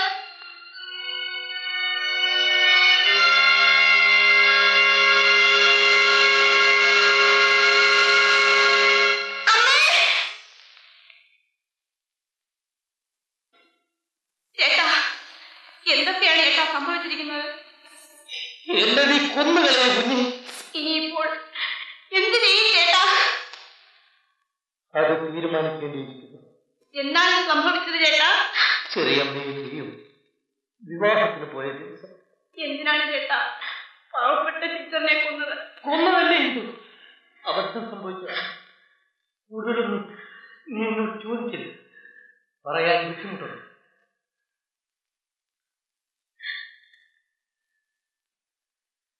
ആരും അറിയാതിരിക്കാൻ വേണ്ടിയാണ് കടലിൽ കെട്ടിത്താഴ്ത്തിയത്. അതിനിടയിൽ ജയചന്ദ്രൻ വന്ന് കുടുംബമെന്ന് ഞാൻ കരുതിയതേ. ഇതിനു വേണ്ടി ജയചന്ദ്രനെ ശിക്ഷിക്കുമോ ചേട്ടാ? ജയചന്ദ്രനെ എങ്ങനെയെങ്കിലും ഈ കേസിൽ നിന്ന് രക്ഷിക്കാൻ വേണ്ടിയാണ് ഞാൻ ശ്രമിച്ചുകൊണ്ടിരുന്നത്. പക്ഷേ ശിക്ഷിക്കാനാണ് സാധ്യം. ഞാൻ ചെയ്ത കുറ്റത്തിൽ ജയചന്ദ്രൻ ശിക്ഷ വാങ്ങിക്കാൻ പാടില്ല. ഞാനെല്ലാം തീരുമാനിച്ചു. ചേട്ടൻ എന്ത് ചെയ്യാൻ പോകുന്നു? ഞാൻ കോടതിയിൽ പോയി കുറ്റമൊക്കെ ഏറ്റുപറയും. ശിക്ഷയെല്ലാം സന്തോഷത്തോടുകൂടി സ്വീകരിക്കും. അയ്യോ ചേട്ടാ, ഞാൻ ഏറ്റുപറഞ്ഞില്ലെങ്കിൽ തന്നെ ഈ രഹസ്യമെല്ലാം പുറത്താണ്.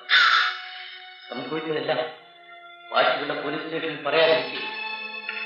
ഇങ്ങനെ പോലീസുകാർ അന്വേഷിച്ചു വന്ന് എന്നെ അറസ്റ്റ് ചെയ്യുന്നതിനേക്കാൾ ഞാൻ സ്വയം കുറ്റം സമ്മതിക്കുന്നതല്ലേ ഇത് നല്ലത്. ആ സംഭവത്തിന് ശേഷം എനിക്ക് ഉറങ്ങാൻ കഴിഞ്ഞു. വീട്ടിലൊടിഞ്ഞൊരു നിമിഷം വെച്ചായി. ഇപ്പോഴത് എന്റെ കുറ്റത്തിന് ജയചന്ദ്രനെ ശിക്ഷിക്കാനുണ്ട്. ഇനിയെങ്കിലും ഞാനൊന്ന് ഏറ്റു പറയേണ്ടിയിരുന്നു. ഏറ്റു പറഞ്ഞില്ലെങ്കിൽ തന്നെ എനിക്ക് രക്ഷയില്ല. വാച്ചുപിള്ള ഇപ്പോഴത് എല്ലാവരോടും പറഞ്ഞു കഴിഞ്ഞു. അതുകൊണ്ട് നീ ചേട്ടന് മറന്നേക്കൂ. ചേട്ടന് മറന്നേക്കൂ.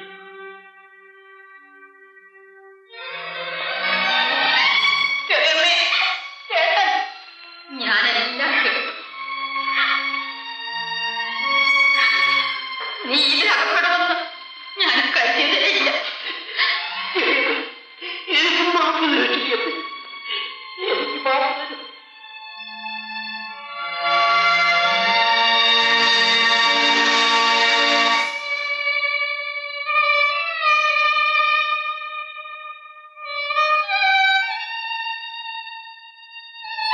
ബഹുമാനപ്പെട്ട കോടതി മുമ്പാകെ അഡ്വക്കേറ്റ് രവീന്ദ്രൻ നായർ ബോധിപ്പിക്കുന്ന കുറ്റസമ്മതപത്രം. രാജലക്ഷ്മിയുടെ മരണം സംബന്ധിച്ച് കൊലക്കുറ്റത്തിന് അറസ്റ്റ് ചെയ്തിട്ടുള്ള മിസ്റ്റർ ജയചന്ദ്രൻ നിരപരാധിയാണ്. പെട്ടെന്നുണ്ടായ ഒരു വികാര വിക്ഷോഭത്തിനിടയിൽ ഞാൻ മൂലമാണ് രാജലക്ഷ്മി മരണമടഞ്ഞിട്ടുള്ളത്. ഈ കേസിൽ ഒരു വക്കീലെന്ന നിലയിൽ കോടതിയിൽ ഹാജരായി വാദിച്ചിട്ടുള്ള എനിക്ക് കോടതിയിൽ വന്ന് നേരിട്ട് പറയാനുള്ള ബുദ്ധിമുട്ട് കൊണ്ടാണ് ഇങ്ങനെ ഒരു കുറ്റസമ്മതപത്രം എഴുതി സമർപ്പിക്കുന്നത്.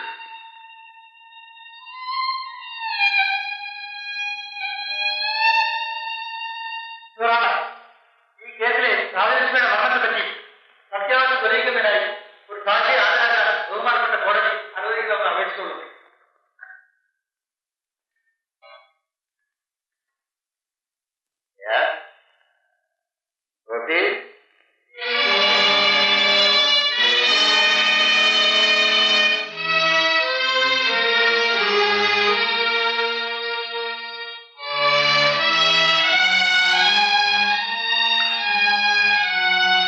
ഈശ്വരൻ സാക്ഷിയായി കോടതി മുമ്പാകെ സത്യം ബോധിപ്പിച്ചുകൊള്ളാം എന്ന് പറയാം. ഈശ്വരൻ സാക്ഷിയായി കോടതി മുമ്പാകെ സത്യം ബോധിപ്പിച്ചുകൊള്ളാം. നിങ്ങളുടെ പേരും ഇരട്ട പേരും? മീനാക്ഷി അമ്മ ഭാനുമതി. ഈ കേസിനെ പറ്റി നിങ്ങൾക്ക് എന്തെങ്കിലും അറിയാമോ? അറിയാം. ആരും അറിഞ്ഞിട്ടില്ലാത്ത ചില സത്യങ്ങൾ. ഈ നീറുന്ന വേദനകൾ എന്റെ മനസാക്ഷി ഓരോ നിമിഷവും ദഹിപ്പിച്ചുകൊണ്ടിരിക്കുന്നു. എന്റെ ഭർത്താവ് മരിച്ചിട്ട് വർഷങ്ങൾ 20 ആയി. അനാഥയായ ഞാൻ എന്റെ ചേട്ടത്തിയുടെ വീട്ടിൽ ജീവിച്ചു. അവരുടെ കുഞ്ഞുങ്ങളായ ഇന്ദുവിന്റെയും രവിയുടെയും അമ്മയാണ്. ജീവിതത്തിൽ സർവസ്വവും നശിച്ച എനിക്ക് ആ കുഞ്ഞുങ്ങളാണ് വീണ്ടും ജീവിക്കാനുള്ള ആഗ്രഹം. ഞാൻ എന്നെ തന്നെ മറന്നു. ആ കുഞ്ഞുങ്ങൾ എന്റെ സ്വപ്നങ്ങളായി, ജീവന്റെ ജീവനായി. എന്റെ മകൾ ഇതാ ഈ നിൽക്കുന്ന ജയനെ സ്നേഹിച്ചു, പൂജിച്ചു. അവളുടെ കൂട്ടുകാരനായി ജയൻ എന്നെന്നും ഉണ്ടായിരിക്കണമെന്ന് അവൾ ചോദിച്ചു. വിവരം അവൾ ജയനെ അറിയിച്ചു. ജയന്റെ മറുപടി ആ ഇടം മനസ്സിനെ വല്ലാതെ വേദനിപ്പിച്ചു. ഞാനും അവളെ പലതും പറഞ്ഞ് ആശ്വസിപ്പിക്കാൻ നോക്കി. പക്ഷെ അതിന് മുമ്പ് തന്നെ ഇന്ദുവിന്റെ ഹൃദയത്തിൽ ജയന്റെ രൂപം പതിഞ്ഞുപോയി. താങ്ങാനാവാത്ത വേദനയാ അവൾ ഒരു ദിവസം രാത്രി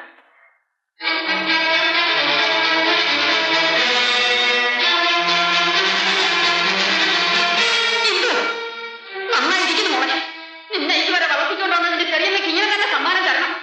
അമ്മേ! ഇന്ദു ഇവിടെ വന്നിരുന്നു. എന്ത് തിരിച്ചങ്ങ് വന്നില്ലേ? മുറിയിൽ കിടന്ന് കരയുന്നു. കരയുന്ന എന്താണെന്ന് ചോദിക്കാത്തതാ? പറയുമെന്ന് കരുതി. കൂടുതലൊന്നും പറയാനില്ല. ഇന്ദുവിന്റെ അച്ഛനും അമ്മയും മരിച്ചുപോയി. അവളുടെ അമ്മയും അച്ഛനും ഇപ്പോൾ ഞാനാണ്. വേദന എന്തെന്ന് അറിയാതെയാണ് അവൾ വളർന്നത്. ഇപ്പോൾ അവൾ കരയുന്നത് കാണാൻ എനിക്ക് ബുദ്ധിമുട്ടുണ്ട്.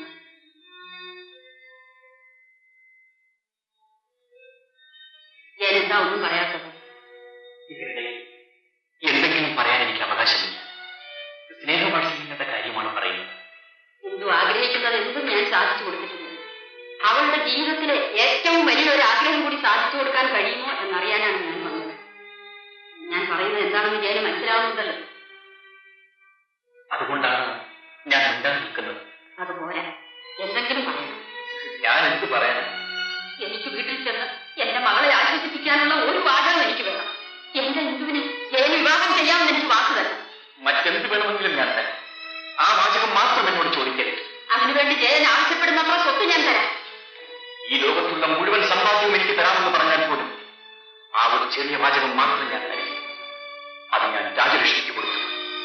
ഇനി അത് മാറ്റുക മരണത്തിന് മാത്രമേ കഴിയൂ. ജയൻ കാരണം എന്റെ മകൾ കരഞ്ഞു കരഞ്ഞു മരിക്കും. ദയവ് ചെയ്ത് ഞാൻ കാരണമെന്ന് പറയരുത്. ജയൻ വിചാരിച്ചാൽ എന്റെ മകളെ രക്ഷിക്കാൻ കഴിയും. ജയന് മാത്രമേ കഴിയൂ. ഒരാളെ രക്ഷിക്കാൻ വേണ്ടി നേരത്തെ എന്നെ വിശ്വസിച്ച മറ്റൊരാളെ നശിപ്പിക്കാൻ ഞാൻ തരാം. ഇനി എത്ര സമയം സംസാരിച്ചാലും ഇതിന് മാറ്റമുണ്ടാവില്ല. എനിക്കൊരു ഭാര്യ ഉണ്ടാകുമെങ്കിൽ അത് രാജലക്ഷ്മിയായിരിക്കും. ശരി, ഞാൻ പോകുന്നു. ദയവ് ചെയ്ത് എന്നോട് ക്ഷമിക്കും.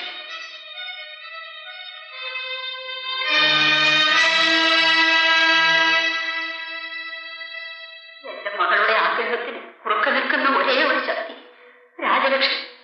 അവൾ ജീവിച്ചിരിക്കുന്ന കാലത്തോളം ഇന്ദുവിന്റെ മനസ്സ് നേറിക്കൊണ്ടിരിക്കും. ആ വേദന കാണാൻ എനിക്ക് ശക്തിയില്ലാതെ അതുപോലെ രാജലക്ഷ്മി പിറ്റേത് ട്യൂഷന് വേണ്ടി എന്റെ വീട്ടിലുണ്ട്. ഇന്ദുവിനോടുള്ള എന്റെ വാത്സല്യം രാജലക്ഷ്മിയോടുള്ള വൈരാഗ്യമായി മാറി. ട്യൂഷൻ വേണ്ടെന്ന് പറഞ്ഞ് മടക്കിയായി രാജലക്ഷ്മി ഞാൻ തിരിച്ചു വിളിച്ചു. സ്നേഹത്തോടെ കാത്തുപിടിക്കാൻ ശ്രമിച്ചു. പാവം അവൾ സമ്മതിച്ചു. ഞാൻ അകത്തുപോയി. ഇന്ദുവിന്റെ കണ്ണുനീര് തുടച്ചു മാറ്റാൻ ആരും ചെയ്യാത്ത ഒരു സാഹസം ഞാൻ ചെയ്തു.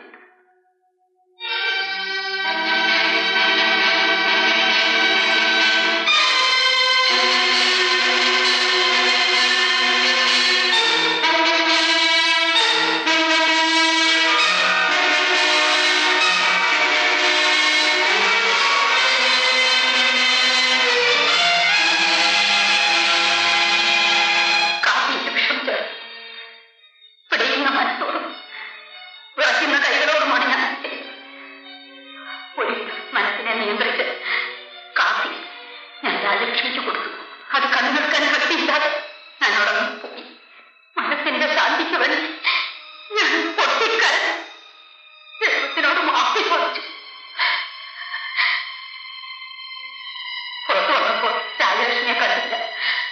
പാപം അവിടെ ഉണ്ട്. രാജലക്ഷ്മി പോയിരിക്കുമെന്ന് കരുതി ഞാൻ കല്യാണ വീട്ടിലേക്ക് പോയി. അതിനുശേഷം എന്റെ വീട്ടിൽ പലതും സംഭവിച്ചു. അതെല്ലാം പറയാൻ എന്റെ മനസ്സനുവദിക്കുന്നു. ഈ നിൽക്കുന്നില്ലേ രാജലക്ഷ്മിയുടെ മരണത്തിന് ഞാനാണ് കാരണക്കാരൻ. അമ്മേ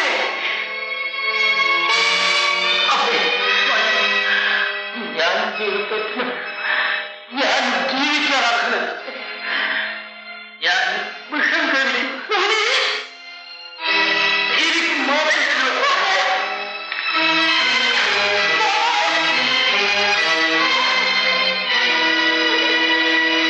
കേസിന്റെ സത്യം തെളിഞ്ഞിരിക്കുന്നത് ഒരു പ്രത്യേക പരിതസ്ഥിതിയിലാണ്.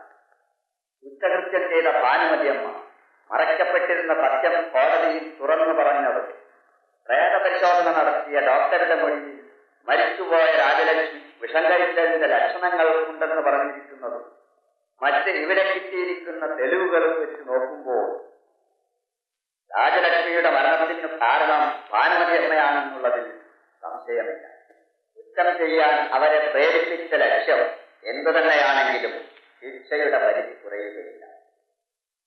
എന്നാലും നിർദോഷിയായ ജയനെ രക്ഷിക്കണമെന്നുള്ള ഉദ്ദേശത്തോടെ ഒടുവിൽ കുറ്റം ഏറ്റുപറഞ്ഞതുകൊണ്ട് ഭാനുമതി അമ്മയ്ക്ക് 10 വർഷത്തെ തടവ് ശിക്ഷ അനുഭവിക്കാൻ പ്രസ്താവിച്ചു. ജയചന്ദ്രൻ നിർദോഷിയെന്ന് തെളിഞ്ഞിരിക്കുന്നതിനാൽ വെറുതെ വിട്ടിരിക്കുന്നു.